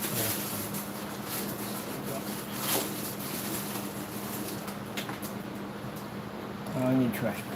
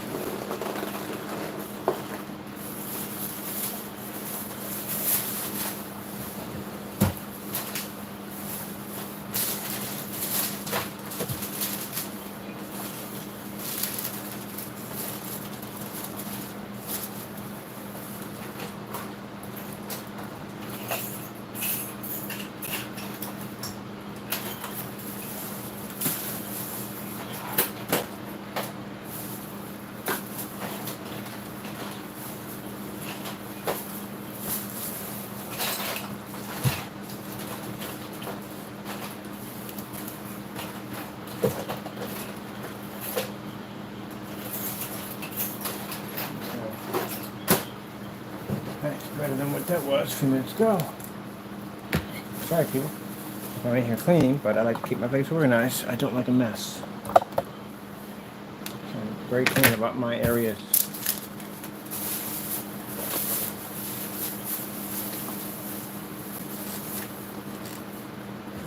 All that stuff. And this is for the antifreeze. Where is the... We died for this. Don't we have more than one of these? I thought we had two of these things. That's definitely trash. Where's the other box at? What's that? Two of these. There's one missing. Four of them, right? Go back in there. Changing the pockets.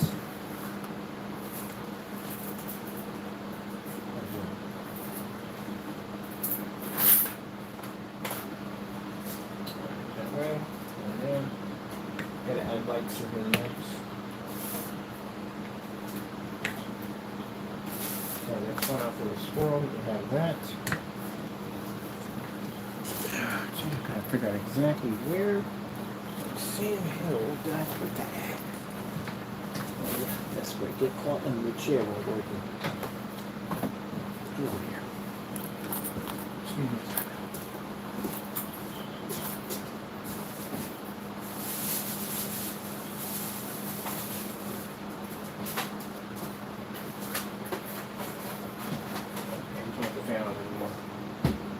Move this position. Put it on me.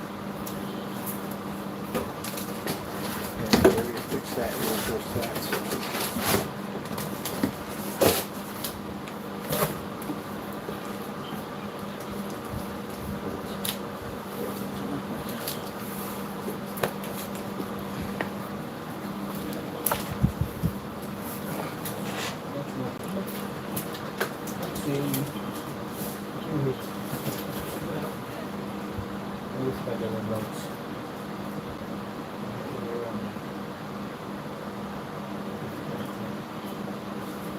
You're done.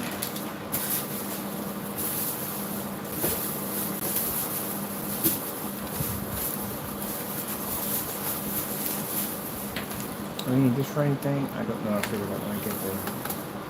Alright, let's do that.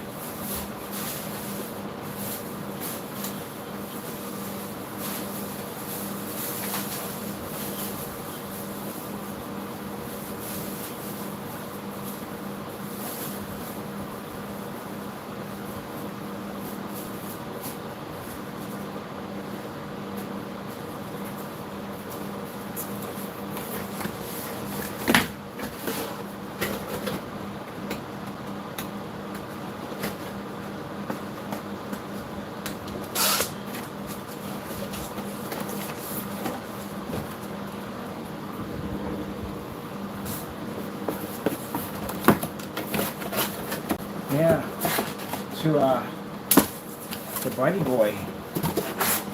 When we had that conversation, a nice little talk on the phone. This is something you're gonna remember for a very long time. You're about to learn a valuable lesson about Christians and why you don't mess with them. Because God is a merciful God. That's why you're alive. If He wasn't, you'd be dead by now.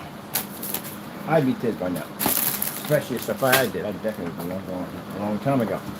It's definitely a merciful God. But you're going to learn some stuff. You are. Oh, I forgot I even had these things. Definitely need these. I can use these. So the conversation I had with Mr. Buddy Boy on the phone was carrying on and acting up on my phone. What did I say to you? I pleaded in the blood of Christ, the Father, the Son, and the Holy Spirit, which is talking to the demon that's in you, carrying on and acting up. And I said, I put you in God's hands. Now, usually when I say that, things happen. Our Lord is not one to be joked around at the end of the day. So when I go before Him and I ask Him and say, Lord, I need help. I have this individual right here. That's it. It's taken care of. You're already under God's judgment. And you can go and take it a joke and laugh about it all you want. At the end of the day, what will be is what will be. Not only will you understand the power of God, you will basically have a respect for Him. The Lord doesn't like it when people disrespect Him, and He doesn't like when people basically come after His servants. So you will find out. Now, am I wishing anything bad on you? No, I'm not wishing anything bad on you. But I know my Lord's judgment at the end of the day, and He basically is a wise teacher at the end of the day, and a very good teacher. It will be imprinted in you for a very long time. I've never forgotten that incident that happened to me on 2 occasions. I will never forget it, ever. This experience, I will never, ever forget as long as I live. These are changing experiences.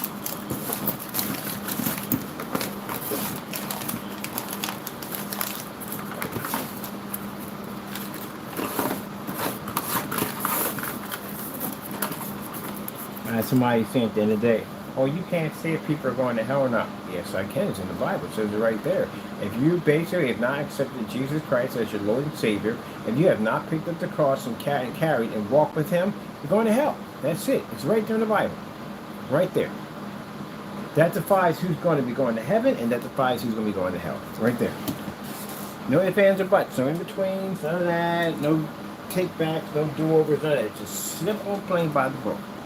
What did Jesus say? He said, whoever believes in me will inherit everlasting life. Did He not say that? So, bottom line, if you're out there doing those things at the end of the day, you don't believe in Christ. You're not. You believe in the devil. That's why you're doing the devil's works. Can't do, well, on Sunday, I believe in God, and every other week, I believe in the devil. Can't do that. Same thing it said at the end of the day about basically sitting among a table with angels and demons. You have to choose which side. You can't get polluted water and fresh water from the same well. It's either one or the other. They don't do both. So you have to choose your side. Whatever side you chose, that's the side you will be on. Until you basically get your, hopefully, your time doesn't run out. Some people sit there and go, I'll wait until I'm 50 to become a Christian, and they may die before they're 50. God doesn't wait for your time at all, period. You're on his time at the end of the day.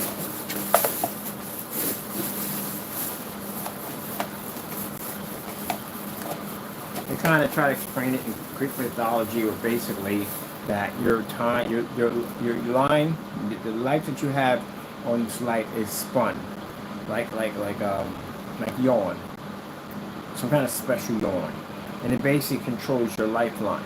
Some people have a long spindle of yawn, and some people have short ones. That's the way they explain it, but it doesn't work that way. It's God. God gave everybody a certain amount of time on the earth. We don't get that whole Noah thing at the end of the day where they live to be 800, 900 years old. We don't get that. Can you imagine a time span? It's a huge cut. At one point, a man can live to be 800 to 900 years old. That means roughly, at 100 years old, you're roughly a teenager. You're young. Very, very young man at 100 years old. If you live to be 900 years old, man, and imagine God felt that man was so evil. That's why he shortened man's time, because he was evil.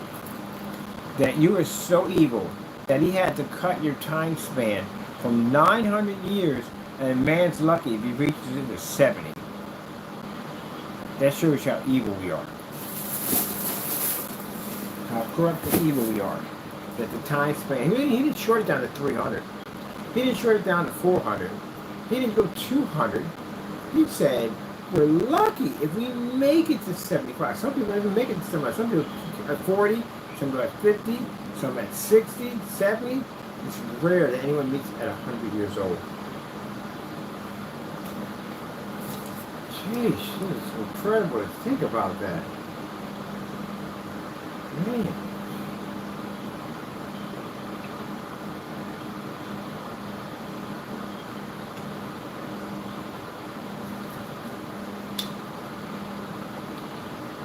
Years, even 800 years. Do you idea how much stuff I could accomplish in 800 years? I could go back to school multiple times. You could literally drift for 100 years and do nothing at all, period. You would still have time. Well, you'll live that long. You don't have immortality. You have to understand, you do die. So I mean, you can be killed by something and die. So that can happen. You die in a plane crash, whatever, everyday stuff. You die in. But if you're able to live at a ripe age, you'll be 900 years old. They have no record, the oldest man in the world. That guy out lived 900 something, 965 or something like that. Some crazy number, 965. That's crazy. Man, I could take 100 years off just to do nothing at all, period. That would set so much stuff would be weird. Like, when would you be considered to be an adult? I gotta look all that up now. I'm just curious about that. I know there's gotta be some writing in there somewhere about that. It doesn't say anything in the Bible about it. It just states how old man was at one particular point. Well, when would you really go to college?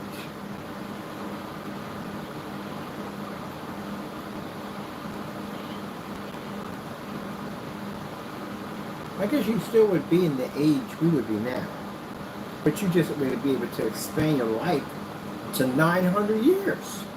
So you'd still be like, coming up at 1 year old. But still under society's rules, it'd still be like, you can't say, well, hey, you're mature. You can be mature 100. No, I understand. Okay, I got the concept of it all. I get it now. So bottom line is you still would grow old like we have now. But you would just be able to live until 900 years old. Because you'd still be an adult by 18. Because of course you'll be adult by 18. And then, all the other stuff, you go into manhood and whatever. You just have a long lifespan. You can just live for like 900 years. Where would he live in 900 years? I know it built the ark.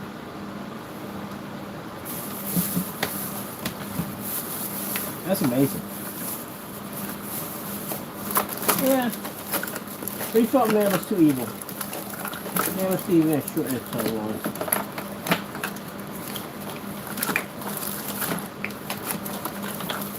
That bothers me. Nope, it doesn't. God does what he wants to do. It's his world at the end of the day. I'm just happy to be a part of basically what he does. I'm happy to be in that world. I'm happy to accept him as my savior. I'm happy.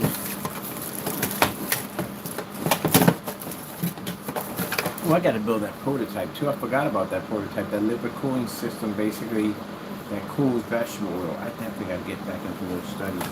Gotta get back into the studies. Copy, get back in the studies. Taco,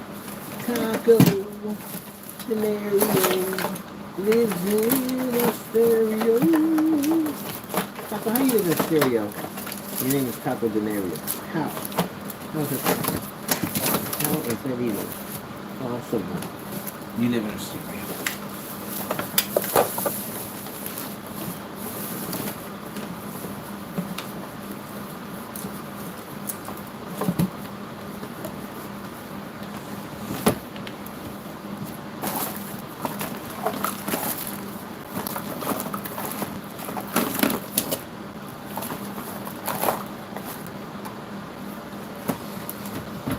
I saw today, on the way back up here, I saw this guy wearing some Gucci sweatsuit, no chain around his neck. Has some nice clothing on. And kind of looked me up and down and kind of like laughed a little bit. And I was like, yeah, problem? And he was like, you know, you like dressing like that? I said, I love dressing like this. I love dressing low key. I enjoy this. At the end of the day. And I could never wear anything like that. I said, well, I had all this stuff you have on. I've been there and done already. I'm 56 years old. He's a young boy. I'm 50. I lived your lifetime already. I'm nowhere near my lifetime. Been there, done that. Had houses and all that stuff. All everything. I've been there, done already. You reach a point in your life where you realize that all that stuff you have at the end of the day, you don't have to take it with you whatsoever. And I explained the whole thing to him at the end of the day. He wasn't smiling after that. That's what's waiting for you. A whole lot of craziness. Right now you're living good because you're at home with mommy. But sooner or later when you branch off from there, you're going to realize what life is really all about. Hope you survive it. Yep. Gonna be an interesting path to travel. You only have what you have because of mommy. That's it, because you don't pay any bills. Once you start paying those bills and everything, yeah, it's gonna be pretty much water bill, gas bill, electric bill, cable bill, cell phone bill, insurance, all that crap at the end of the day. And if you have kids, that tax on more than that. Yeah. Good luck.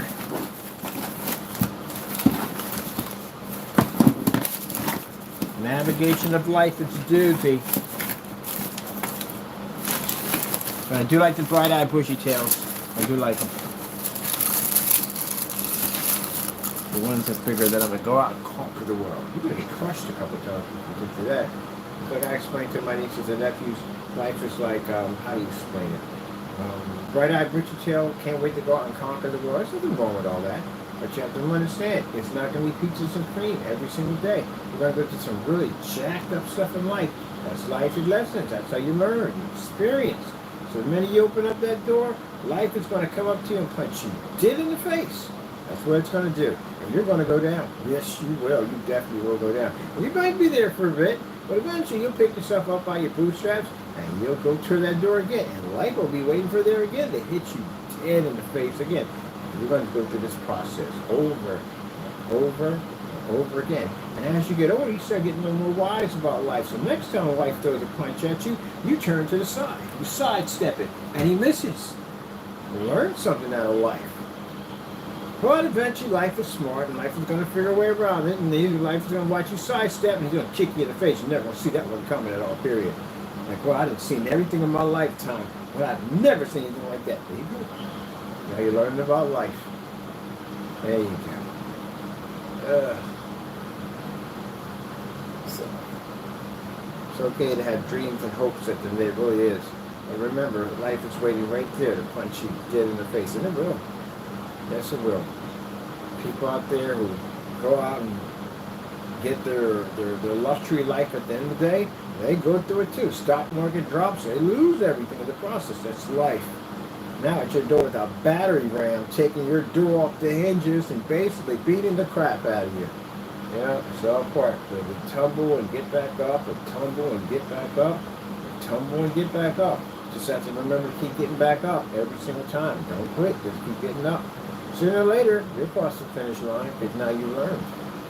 But it's never going to be bright-eyed bushy tail. Never be. And if people say, what about people who are rich? They kind of got it the worst. You know how they got it the worst? The rich people have the most paranoid issues in the world. And I don't blame them. Why wouldn't they? Everybody's out to get what you have. You don't know who your true friends are. How do you know what your true friends are? Even your maids and butlers will write books about you, about the dumb stuff, the things you've done inside they know about. But they'll know more about you than the press will. And they can sell your pictures. They can sell anything in it. Maybe one day you get drunk and you do something stupid and they record it with their cell phone and make money by uploading it. That's jacked up. That's what happened to Michael and a lot of those stars. They had secluded lights and no one could see inside their world. Their help was basically going on talking all this stuff about them. That's really messed up. You can't confide into anybody. You can't talk to anybody about anything. But people will sell your personal information for money. So who can you talk to? Who can you go to? You don't even know if a person's being real with you at the end of the day. It could be wanting what you have at the end of the day, your connections, who you know.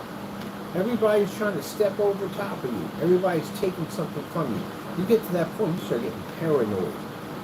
Can't trust family, because even family will turn on you at the end of the day. So what do you trust? So now they can go into depression. They're going to have anxieties, agoraphobia, all kinds of stuff pops up for them at the end of the day.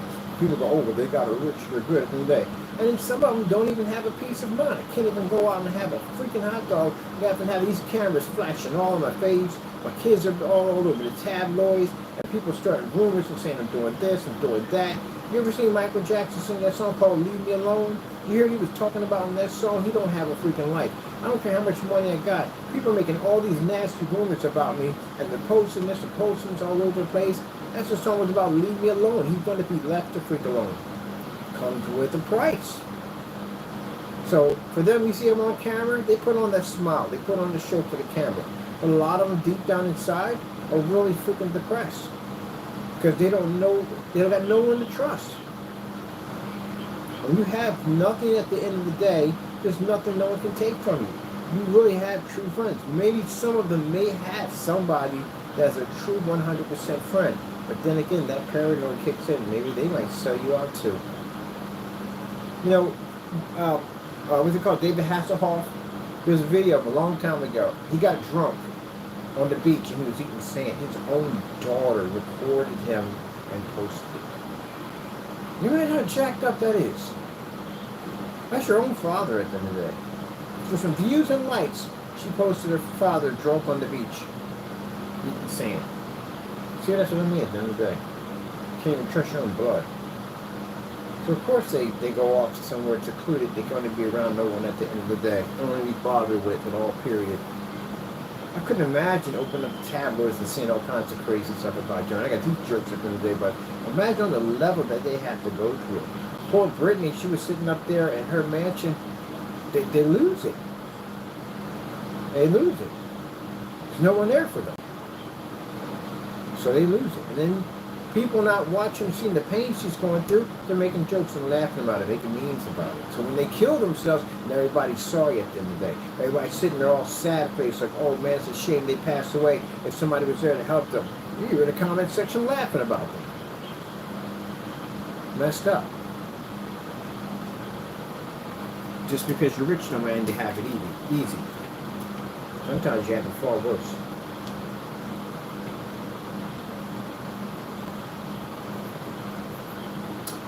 For them, they can travel where they want to go. They can go to beautiful islands, they can go on vacation, but you can't escape what's in your head. You can go anywhere you want in the world. You can't escape what's in your head.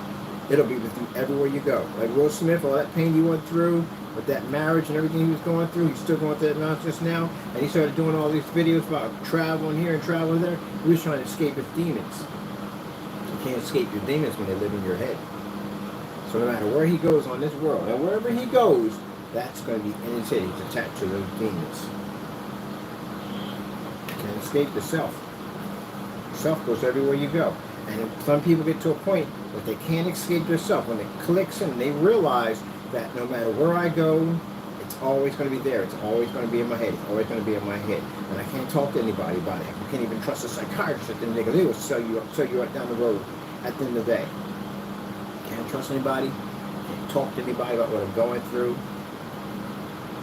I'm stuck. I'm just trapped.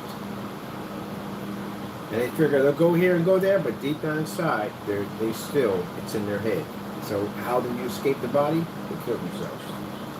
They go into depression, drinking, and drugs, and all that stuff to try to escape it. Spiraling path. They don't think about that part at the end of the day. They don't. All right, one of them actually said at the end of the day, they wish, driving by in a limousine, saw somebody out there just sitting out there, just relaxing. They would give anything just for that. For someone not to know them. Best gift you could give them is not to know who they are. Yep.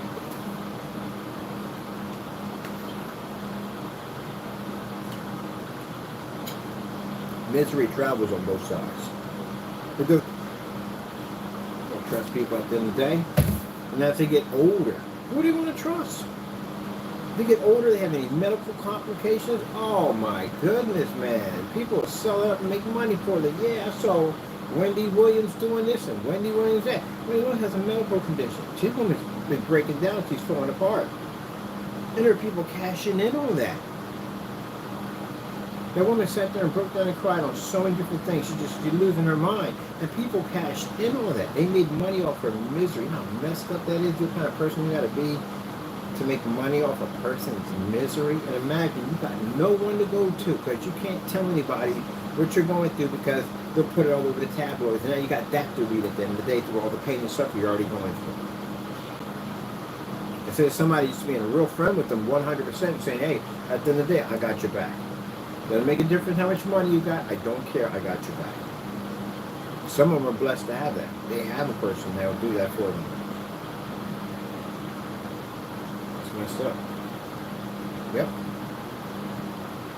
So all that smile you see on the red carpet, a lot of them are in torment. Yep. But you know what? They can talk to someone about it. They can talk to Jesus about it. They can go to the Lord about it. A lot of some of these stars found God and are Christians. You go to God about it. God won't tell anybody about your secrets at all, period. Nobody will know. And on top of that, he will basically heal you and take care of you. If anyone's going to these people at the end of the day, and you're supposed to be a true man of God, you should not ask for 1 red cent from them. Not one. Did Jesus ask for any money from anybody? He asked for people to pay tithes, but did he ask for any money from people for healing it? No, not one thing. Not a thing, nothing. Nothing at all, period. He didn't ask for anything. He just healed them. That's what he did. Yeah.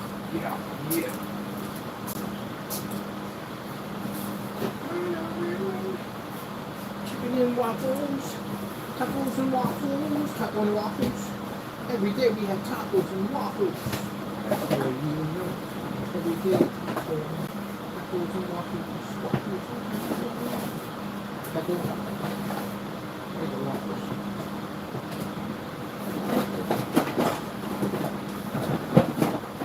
Daniel.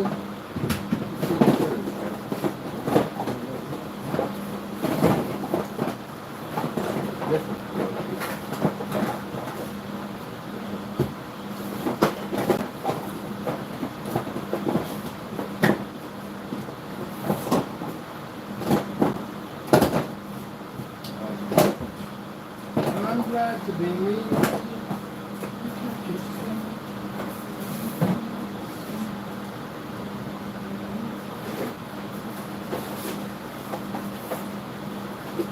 still have Bluetooth on.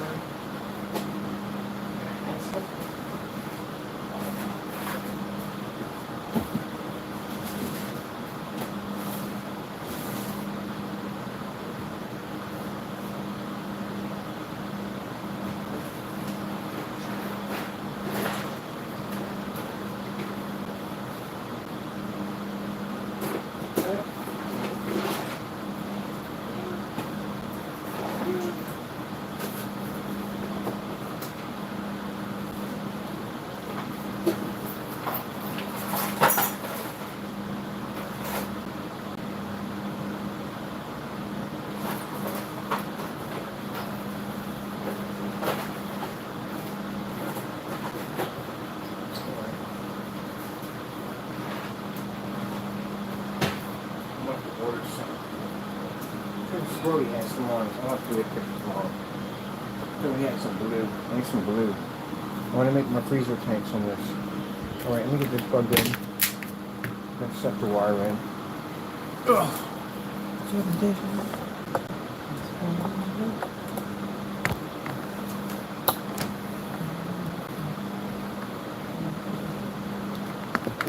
One minute for time here. Not bad. Alright, get in there. Would I want to be friends with a famous star? No. Again, I don't like crowds. I don't like people. I like people at all, but that's way too much, man. That's way too much. That's way too much for me. No. I'm sorry. I can't do it. No. I don't want to be a part of that life. I don't want any of that to do with it at all, period. I like being left alone. No, that never worked for me. No. Not in a million years. No. But even find out you're famous, I'm sitting so far away from you, it's not even funny. I don't want nothing to do with trying to be connected in any way whatsoever. I mean, I hope you find God, I really do, but I can't be connected to all that craziness. No, I'm good. I swear, step out the door, I got cameras all in your face. How do you know so-and-so? Oh my goodness, I got wrapped up in this mess. Yeah, no.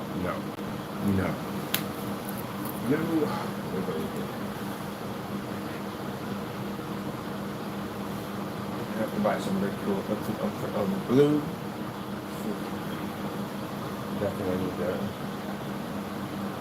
I need it for my tank.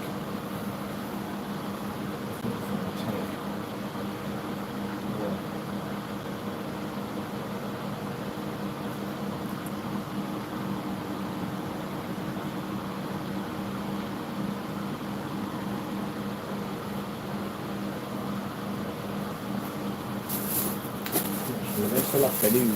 Can't get involved in that stuff. When people like it, oh, they get fame. I don't want it. I don't want fame. I don't want any of it.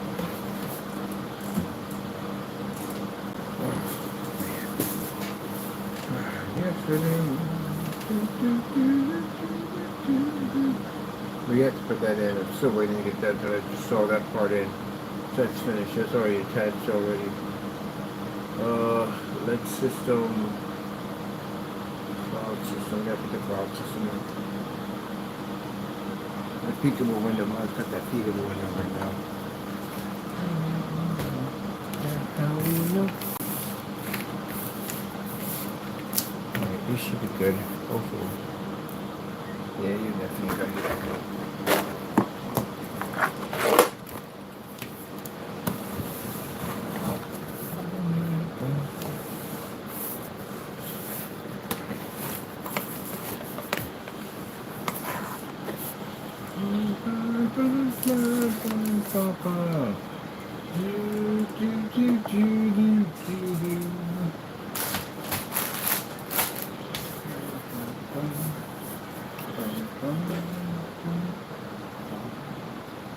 Let me see.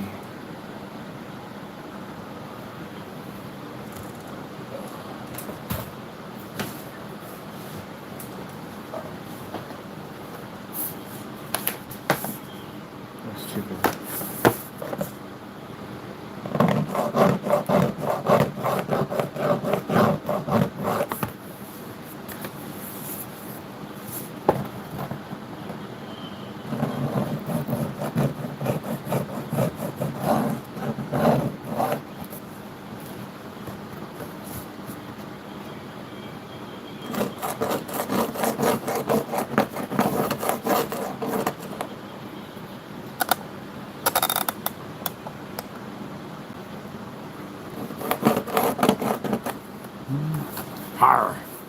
Karate matey!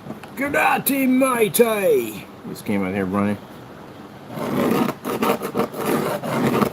Karate matey! I dare you! Yachty matey! Right. Right, matey. There you go.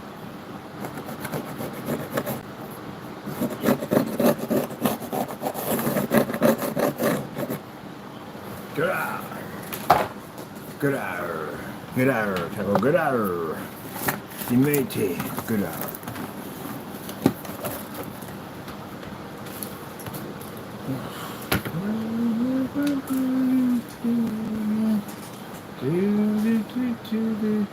No, don't bleed. Look at the blade at. It's way sharp. I got sharpen that one back up.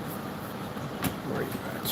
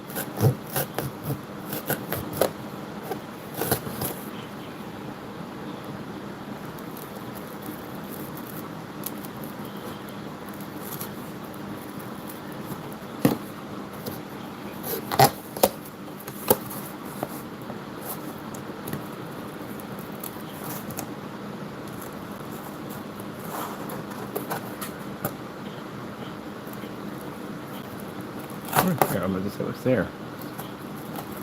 I'm just looking at one part. Let me get up here for a minute.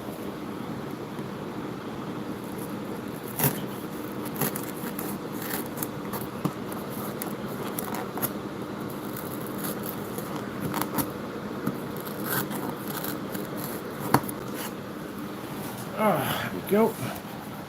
Do do do do do do do do. So RetroPie is going to sit here. I'm going to paint all this up real nicely in here. Definitely going to put a nice little rubber thin tube around this one. And then we put the RetroPie in here with the peekaboo window here. So I can see my RetroPie in there kicking. We'll put some lights in it too. These are RGB lights, by the way. Got the little grill right there for the, we can set the RetroPie on that. Ah, got a peekaboo window in the sucker. Oh my lord, got me thinking every time. Should we do that in blue? Hey Taco. Taco, you got me thinking every time.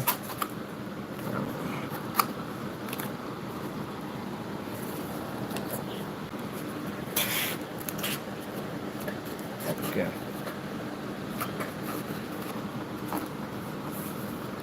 Great. Professor Grift on this thing.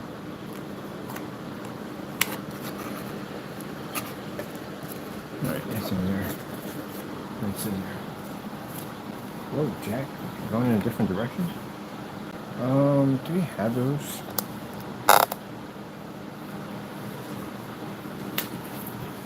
Oh, really?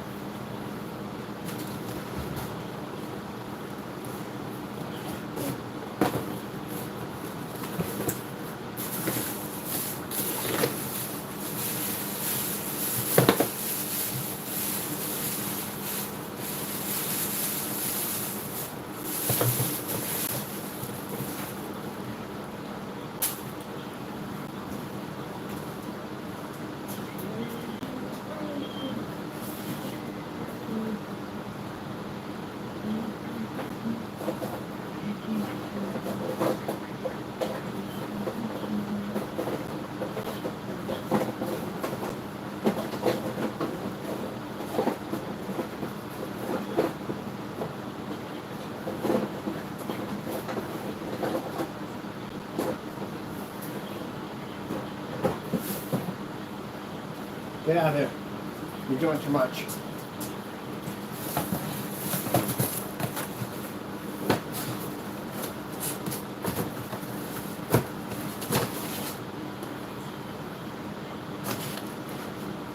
Where's the box at? And a box wallet pencil. It's not that. Oh, it's over there.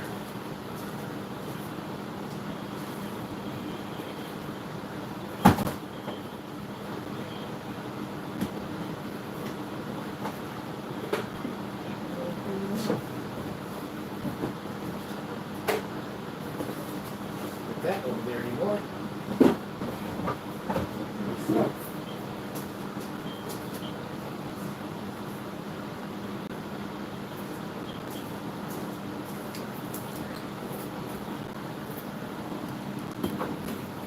Oh wow. Is that powerful? Alright.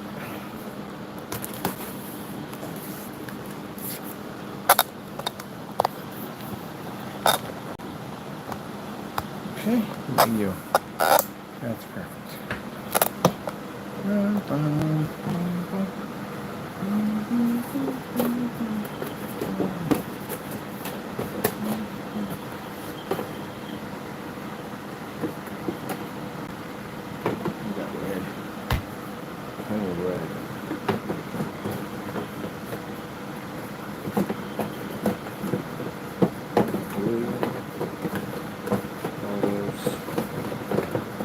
Old-fashioned red. Alright. I'm going to red instead. Okay. Let's see.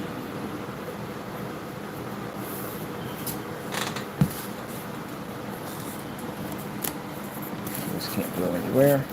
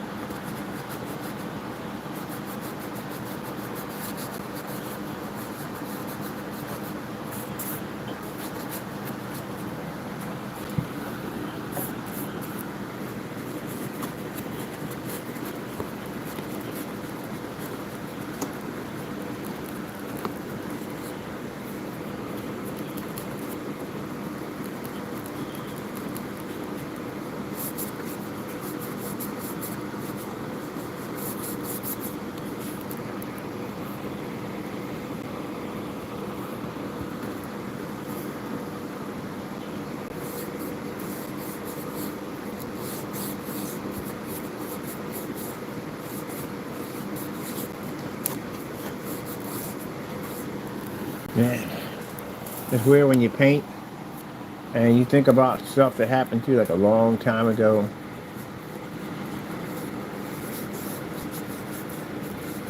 You don't think about that stuff anytime until you start doing something that brings back those memories. I think that's why people paint, why they think it brings back memories of this and that as they're putting stuff together. I'm not worrying about the grill being hit. Don't worry about that. But anyway, I remember having a BMX bike. I bought one. I was at Pizza Hut. I bought a bike. I should have got myself like a kind of like a mountain bike going back to work because I thought it would save money. Well, it did save money. You know, instead of me basically paying money out to the bus, and I didn't live that far. I was only like maybe about roughly, I'd say about 8 stops away from there. I could have rode up there easily. I used to walk up there sometimes in the summertime. I'd always be the person that liked to walk. But, it'd have been nice to get a bike, and I can go bike all the way up there and come back. So, instead of me getting a mountain bike, which I should have bought, like a little bit mountain bike, I bought a BMX bike. I always wanted one when I was a kid, and I bought one. And later on, me being the person that I am, because I always got to change stuff, because I like to see how I can get the most out of anything. They had these BMX bikes that came out. They were all white. I remember that. They're all white, and they had these white hubs on them, these plastic discs for their hubcaps. They were the coolest bikes ever. They were very expensive, so I couldn't get one yet. But I thought what I would do is I would paint my bike all white. So I did a fantastic job. Paint the whole bike all white, the frame, everything all white. Got those discs and put them on there. I had this all white bike, and I used some. One of the neighbors, he worked on cars and stuff. He said you're gonna have to use a special paint for that, for metal.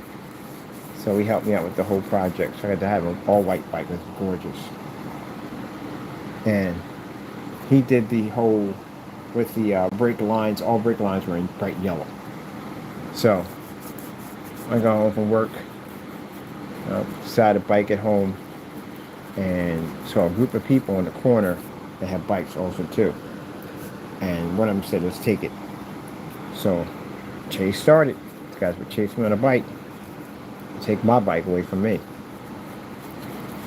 And that's the thing about interesting when you live in territorial hoods, that they could got me if I was in their neck of the woods. I was actually in their neighborhood. And they could have easily got me, but I was able to get moved a little faster than them and get my bike right in my neighborhood. So when I would pass over to my neighborhood, I was yelling out. And my people was coming up. I had people that were neighbors like, yo, what's going on? What's going on? They tried to take my bike over. They was trying to take my bike. And they turned around and left.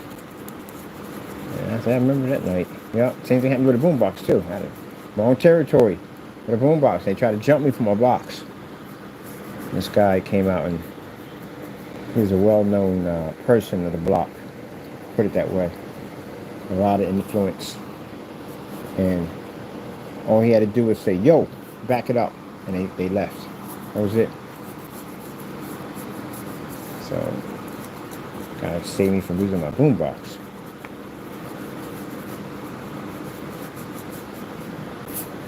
Yep. Wonder I thanked them for it too. I appreciated that.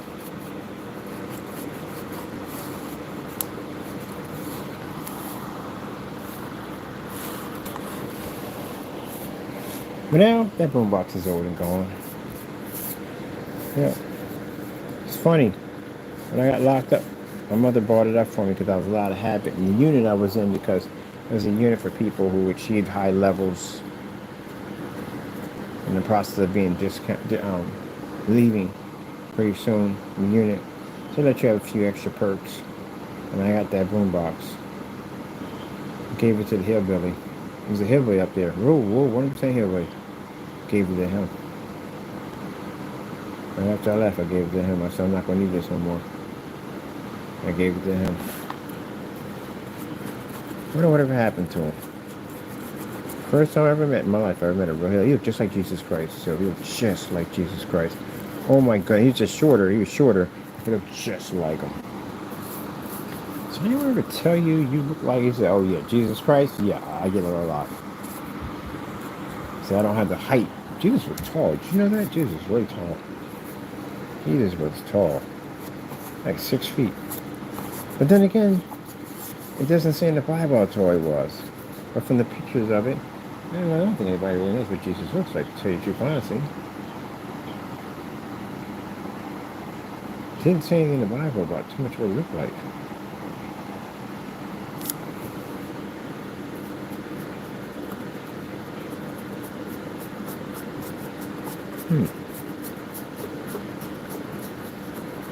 Man, I've gotten so many arguments, not arguments, but I've had people get like really crazy upset with me because they said Jesus is black. And I'm like, no, Jesus is not black. Jesus is a Jew at the end of the day. And there he says it right there. Here's Jesus, like King of the Jews. He was Jewish. Like, no, he was black. No, no, no. In Egypt, there were black. No, no, there were not black people in Egypt. No, I'm sorry. The Egyptians are not black. The Egyptians got that tone because they're in the sun all day long. You look at any civilization of people who spend a great deal of time in the sun, their skin is different. It's kind of a olive or gold or two, but this comes from being in the sun. You look at people who live in countries where there isn't a lot of sun, there's a lot of basically cold and whatever, they have pale skin.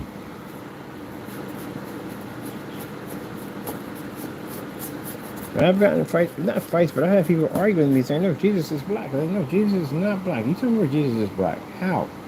So you're saying God's black? Jesus is Jews. He's Jewish. That's why I said the chosen people were the Jews. But they wouldn't accept him.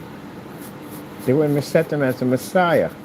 So Jesus opened the doorway for everybody. Did you know that at one point that we weren't allowed to be a part of the kingdom of heaven? Only the Jews were.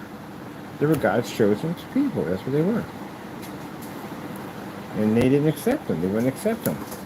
So he opened that doorway for everybody. Whoa! That's awesome. Come here. That's a good one. That was a good one. That was a good one. That was a good one. That was awesome. That was awesome. Come here, buddy. I gotta give you treats for that one. That was one of the coolest ones I've seen so far. Come here. That was awesome. He threw that thing right up in the air and landed right on the desk. Can you do it again? I'll get you a basketball court in here. That was cool. I gotta give you that one. That was a good throw. Here you go. That was a good throw. Here you go. Here, enjoy your treats. That was it. Right here, right here, right here, right here. That was it. Get your treats. That was an excellent throw. That's why I think up in there. I was like, whoa. That had some distance on it, man. Where did it land at? Did it land on it's on the desk. It's on the desk. That had distance on it. You threw that thing right up in the air. Threw that thing right up in there. It's like, yeah.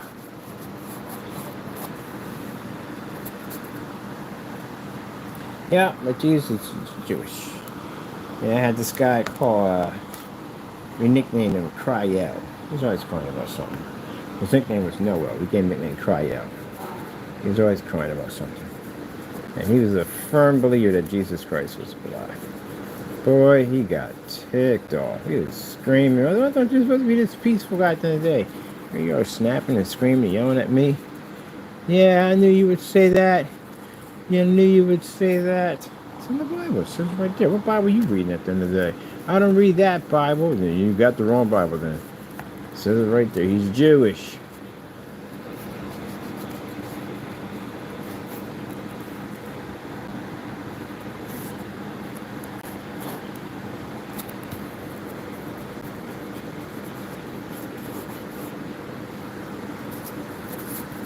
And let's sit there and say black people are Jewish.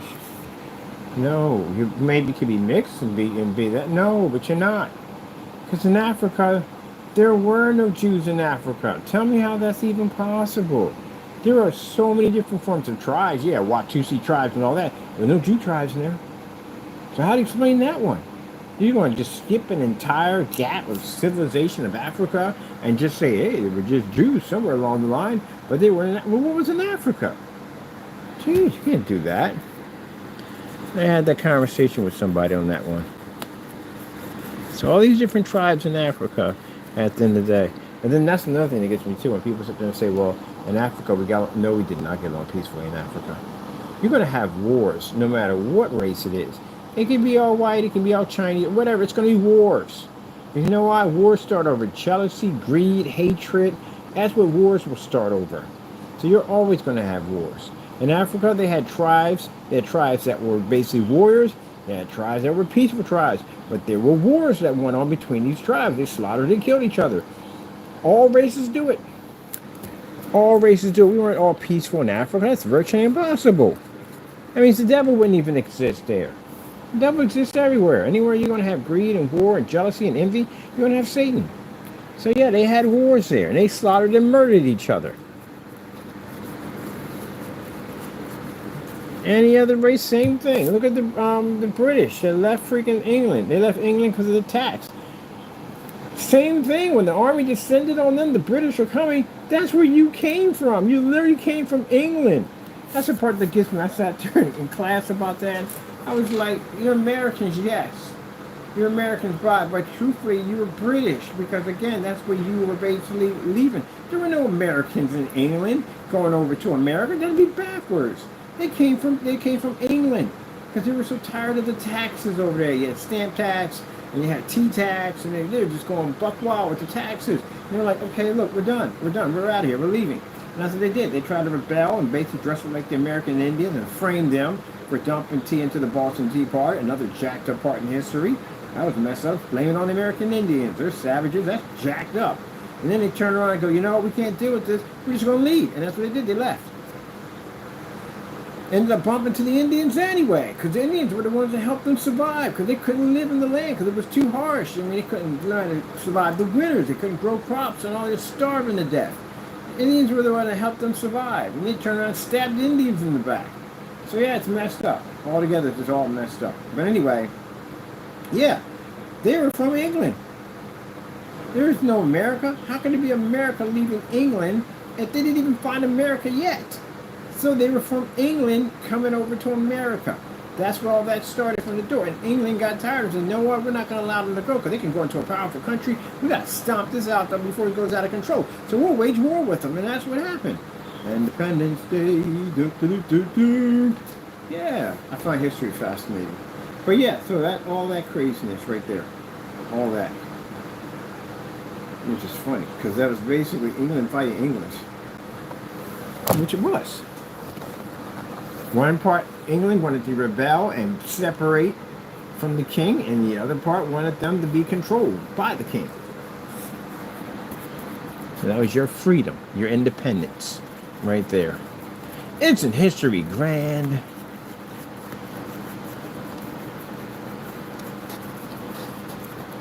And then, not saying that all people that descended were against the Indians. There are people who loved the Indians. There are people that accepted the Indians.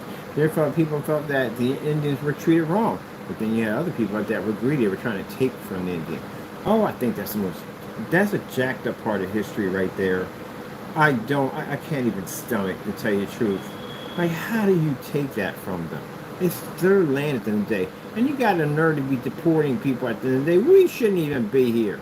Number one, we didn't ask to be there, by the way. We were kidnapped. So, there's that right there. My people were kidnapped. And like they open up a cruise ship and say, anybody want to go? We promise you slavery, beating, torment, and basically, rape and whatever. We didn't sit there and agree to none of that. We were kidnapped. So yeah, there's that right there. And then basically it comes down to the Indians. It was their land to begin with. So you MAG supporters up there at the end of the day talking about how you don't want Mexicans in here, you want different races in here. You're not supposed to be in here. Because you're not native at the end of the way. They're natives. Sheesh, man, it's so backwards. Crack a book. It gets me on that one right there. It's their land. It belongs to them. But America came in and took it from them. Well, no. People came in and took it from them. And then when they decide to fight back, they're savages or this, that, and the other. So we'll bring in the army to destroy them. That does sound really... Yeah, that's horrible.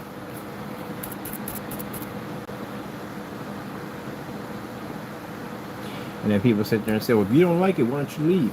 Oh, you first, because you're not supposed to be here to begin with. It belongs to the Indians, so bye-bye. It's not yours. I'm going to tell them at the end of the day, they got to learn to speak the language to live here. Are you kidding me? It's their language. We're supposed to speak their language at the end of the day. We're not supposed to... Yes, it was messed up.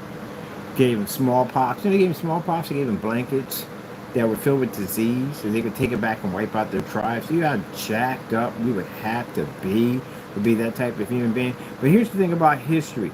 They don't want to think about it. They don't want to bring it up. We're going to sweep it under the rug like it never even happened. It did happen.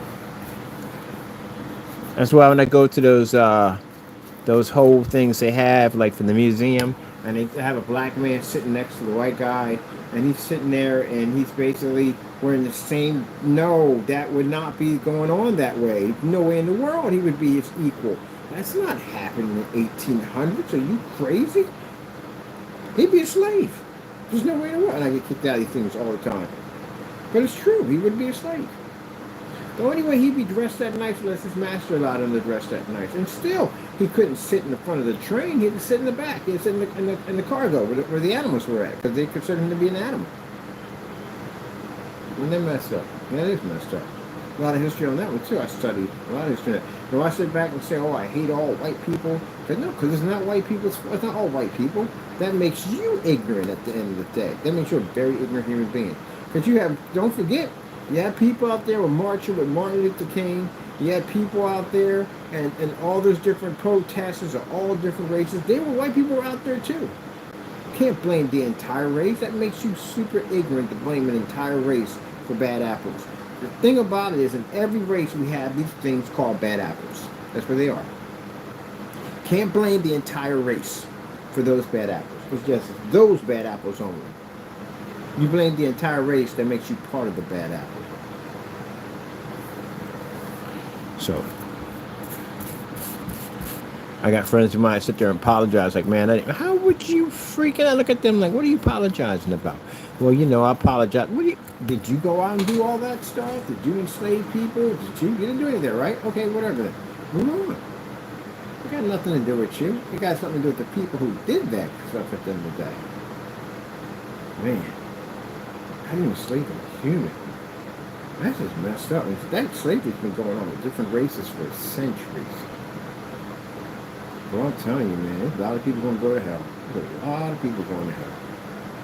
A lot of people going to hell. God's creation at the end of the day, and you enslaved his own creation. You know how messed up that is at the end of the day? A lot of people going to go to hell.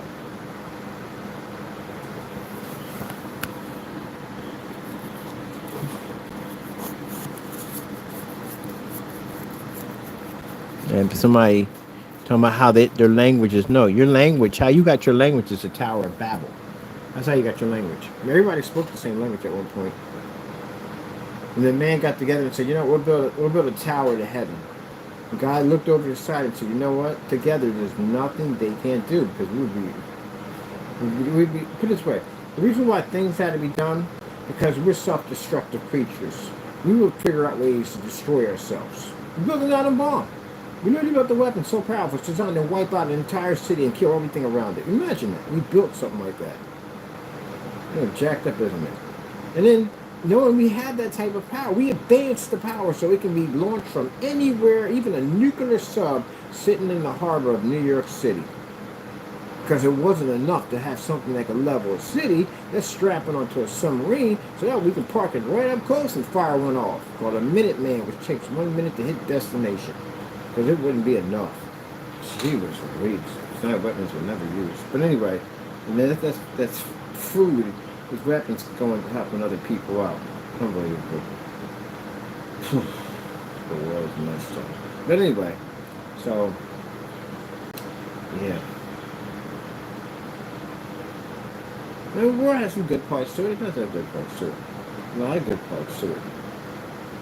Man's greed is unbelievable. Those poor people didn't do nothing wrong.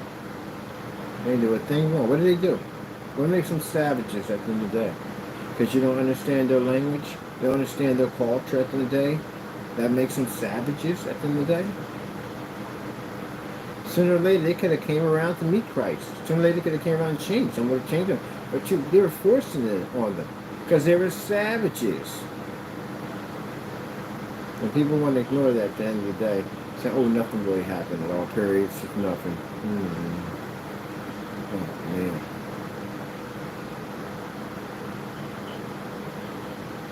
Oh, absolute awesome.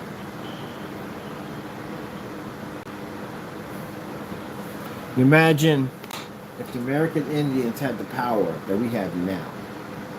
And if we try to come there, they would just round us all up like ice and deport us and get us out of here.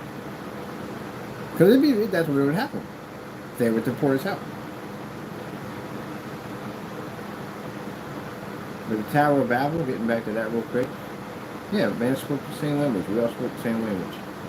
And God saw man, said, there's nothing they can't do. And he struck us. He struck us with the ability to speak different languages. You imagine you sitting there and 1 minute your buddy's speaking French to you and you're like, what in the world? What are you saying? And you're speaking Italian to him? Yeah. That's how the regions got started. Everybody went through their own land.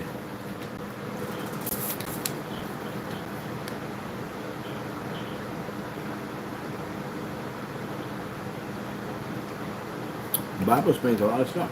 It does. It explains a lot of stuff about this world. Everything, if you didn't read the Bible, everything you thought about this world at the end of the day that you thought you knew, you don't know. You really don't know. You have no idea. If people ask the question, are there sea monsters in the ocean? Oh, yes, they are. There are large creatures in the ocean. Creatures that we've never seen before that we consider to be sea monsters. Like say you never saw a whale before. You never saw a blue whale ever in your entire life. When you're out there swimming around, you see this big creature just pop up on you. What would you call it? They call it a sea monster. That's what you call it. But technically, they're just regular giant fish. That's all they are.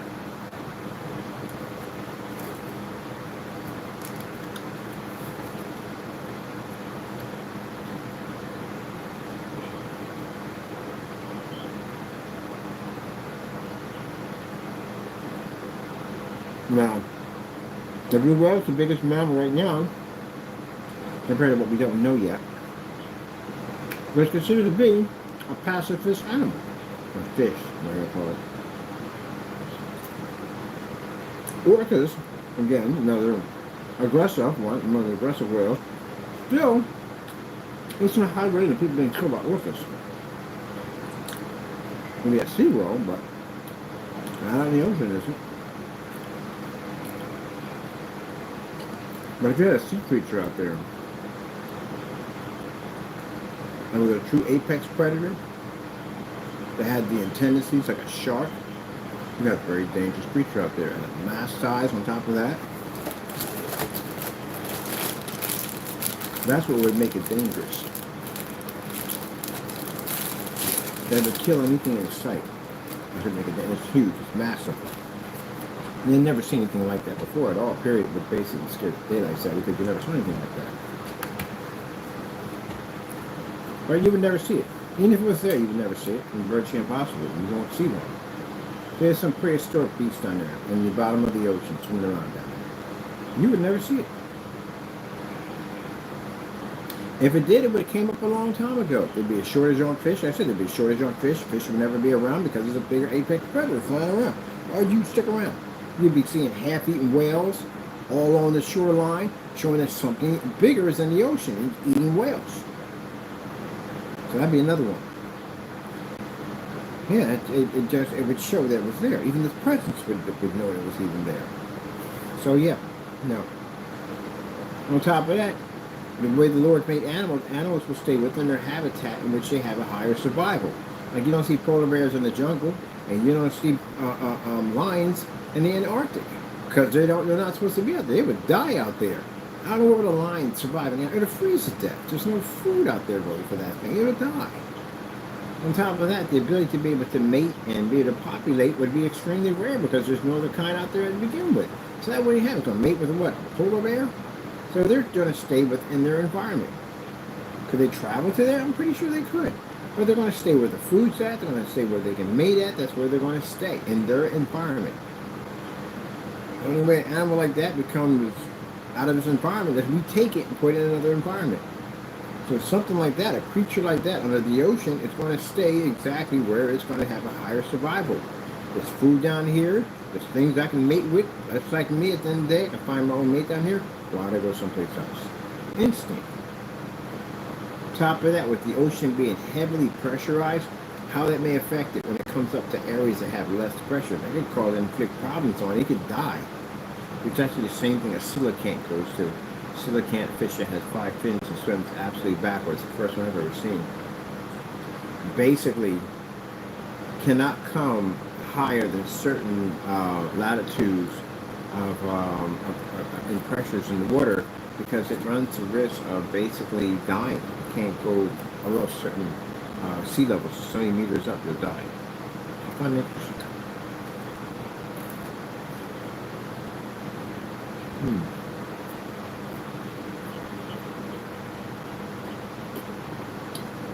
continue to talk on.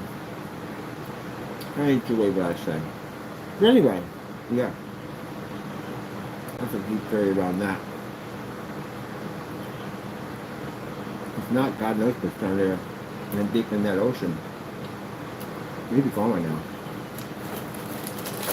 Could have gone in the ocean. It's impossible.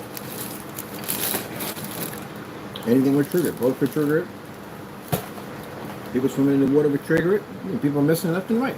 Boats missing. They have to send the military down to get rid of it. Because it'd be hostile. Because if we had a Megalodon, if a Megalodon actually existed, we'd have problems with that. It would cause a lot of problems. We'd have to take it out. And we'd have to wipe out the species. They're dangerous.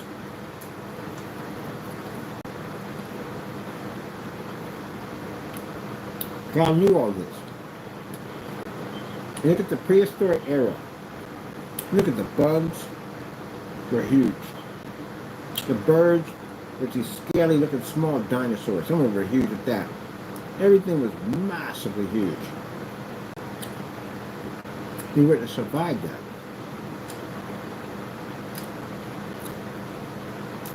We've been hunted all day.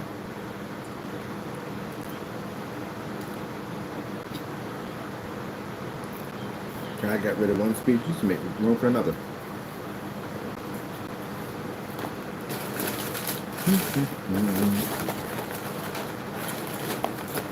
I can't wait till it's my time to go. When I get a chance to see Jesus, there's so many questions I gotta ask him. Oh God. I'm talking to God. There's so many questions I gotta ask. So many questions. So many questions.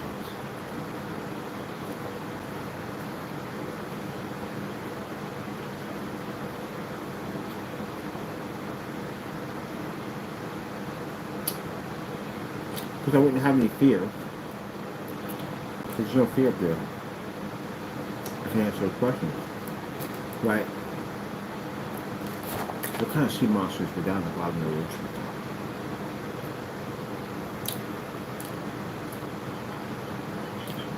I wouldn't answer my aliens. Aliens aren't real.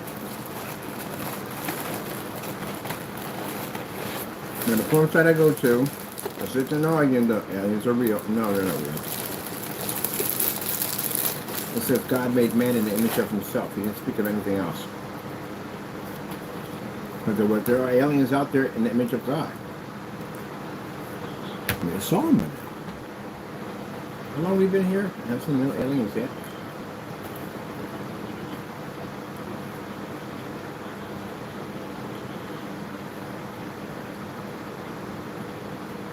That would be interesting.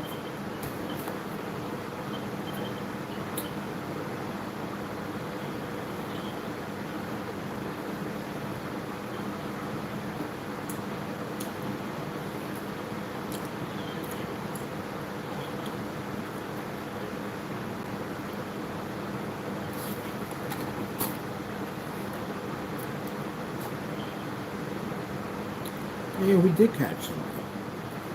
It will come back for it. No. I think that stuff people see in the sky is a military test.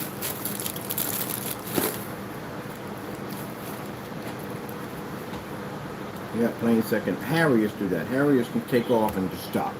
Right there and float. Now, if you didn't know what a Harrier was, and you saw something floating up there, and flying back and forth, and stop, and hover, and take off, you'd think of the alien. But nah, it's a hovercraft.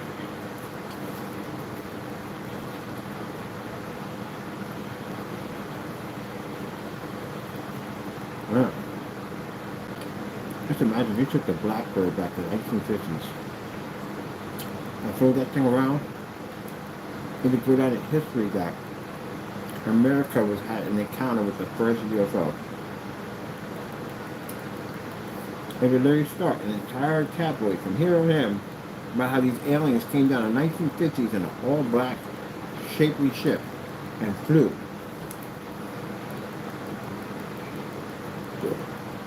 All over America.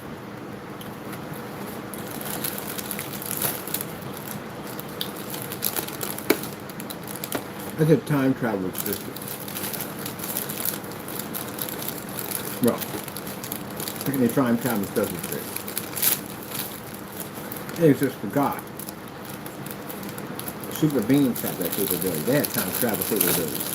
We don't have it. We probably had it at one point for the fall of man. Probably did have it. We don't have it now. I know for one thing, we're very intelligent and very incredible creatures. People say, well, we're intelligent. Yeah, we were, because you see remnants of it. You see people that are born with extremely high, advanced IQs.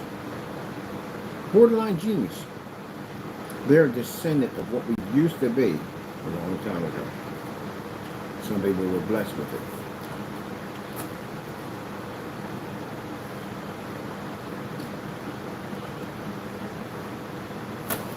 So, when people sit there and say, well, that guy's very smart, you have the same capability. Lost it in the curse. Some of it could others.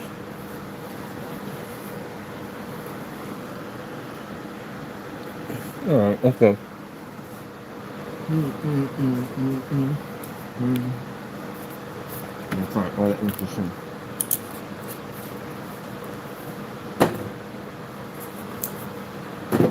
You know God laughs. Yep. It says it in the Bible. It says evil gashes his teeth and God laughs. God actually laughs. That's one of the things I want when I go to heaven. I don't want... You say, well, the streets are paved with gold on. I don't want any of that. I'm good. I want to hear God laugh. I don't want to hear. Wish yes, with your mom. I want to see God's face, yes. I don't want to hear God laugh. I think that would be the most beautiful thing to hear. The creator of the universe, beginning and the end, the Omega. To hear him laugh would be wonderful. And then, I'll get my chance.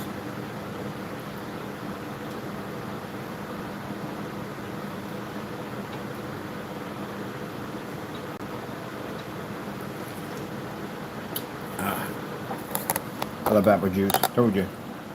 That's going. Whew, it's pretty good.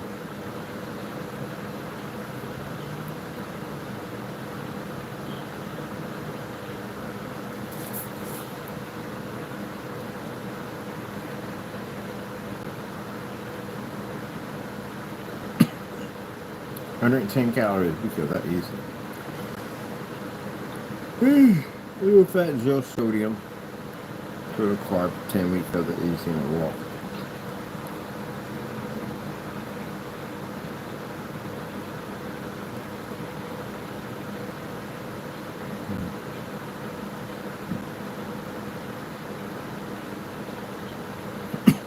Sugar at 26 grams.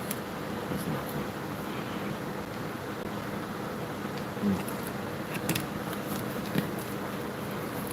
Alright, got the inside of it all painted up. Ugh. I'm gonna put the lights on tomorrow. I don't feel like putting the lights on right now. I'm gonna let this dry it real nice. Come in tomorrow, put the lights in. Get that ready to go. Baby, I'm ready to go.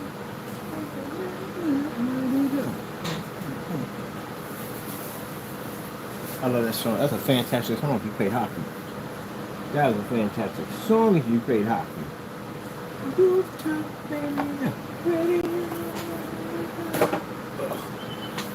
All right. Let me see. So tomorrow we'll put in the cloud system and we'll put in we'll put in the cloud system and the LEDs.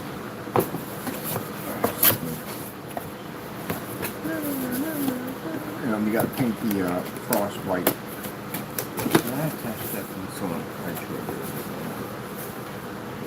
Check.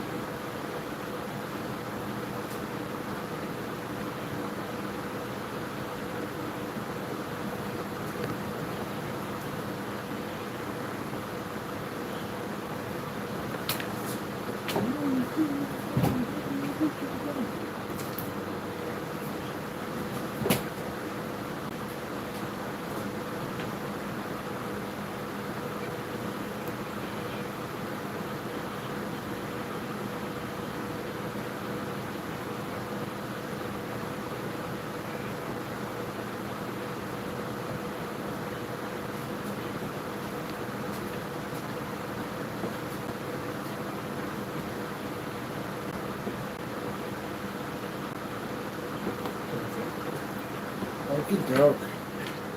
Long day, gotta finish. Everybody, I'm gonna walk to Japan. Get my back massager on. Get down and get some rest. Like a bomb, clean up the mess. Get it done. Get it done. Get it done. Get it done. Clean up the mess.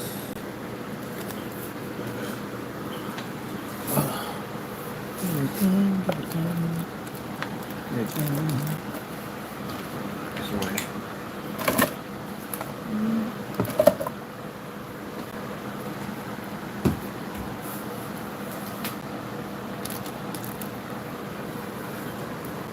Get back, clear a little of that cyber pump. We're definitely gonna get on that one. Chilling like a villain. That in the trash. It's definitely going in the trash. There. What do you got on you? Put these over here. There it goes. Red change on you, red change on me. Put red change here.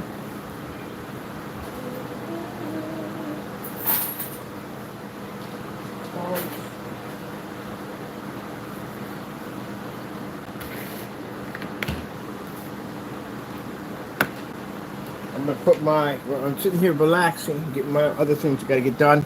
I'm gonna do my mashups on my motorized projection screens. So I do want to show those off to the investors. Screens, we're gonna look at some pretty cool screens. I definitely want to get some pretty crazy motorized screens. Show off some of our previous work. And I gotta write the email to them. I'm supposed to be getting that done with the advertising crew, and I've been so busy working on this project, working on that project. I'm gonna call them again tomorrow, Monday morning. Explain to them I have everything out to them because we've just been really busy, really busy trying to get this done because this involves a projection screen we're going to be showing up pretty soon. And we got the big screen over there and one over there. I got to get started on. So yeah, it's worky work. Everything's going on. Get tomorrow, get more work done. Bit by bit, we see it all come together. Alright, I gotta get this out the trash. Let me see. Alright, people, I gotta go. Thank you for your time and God bless.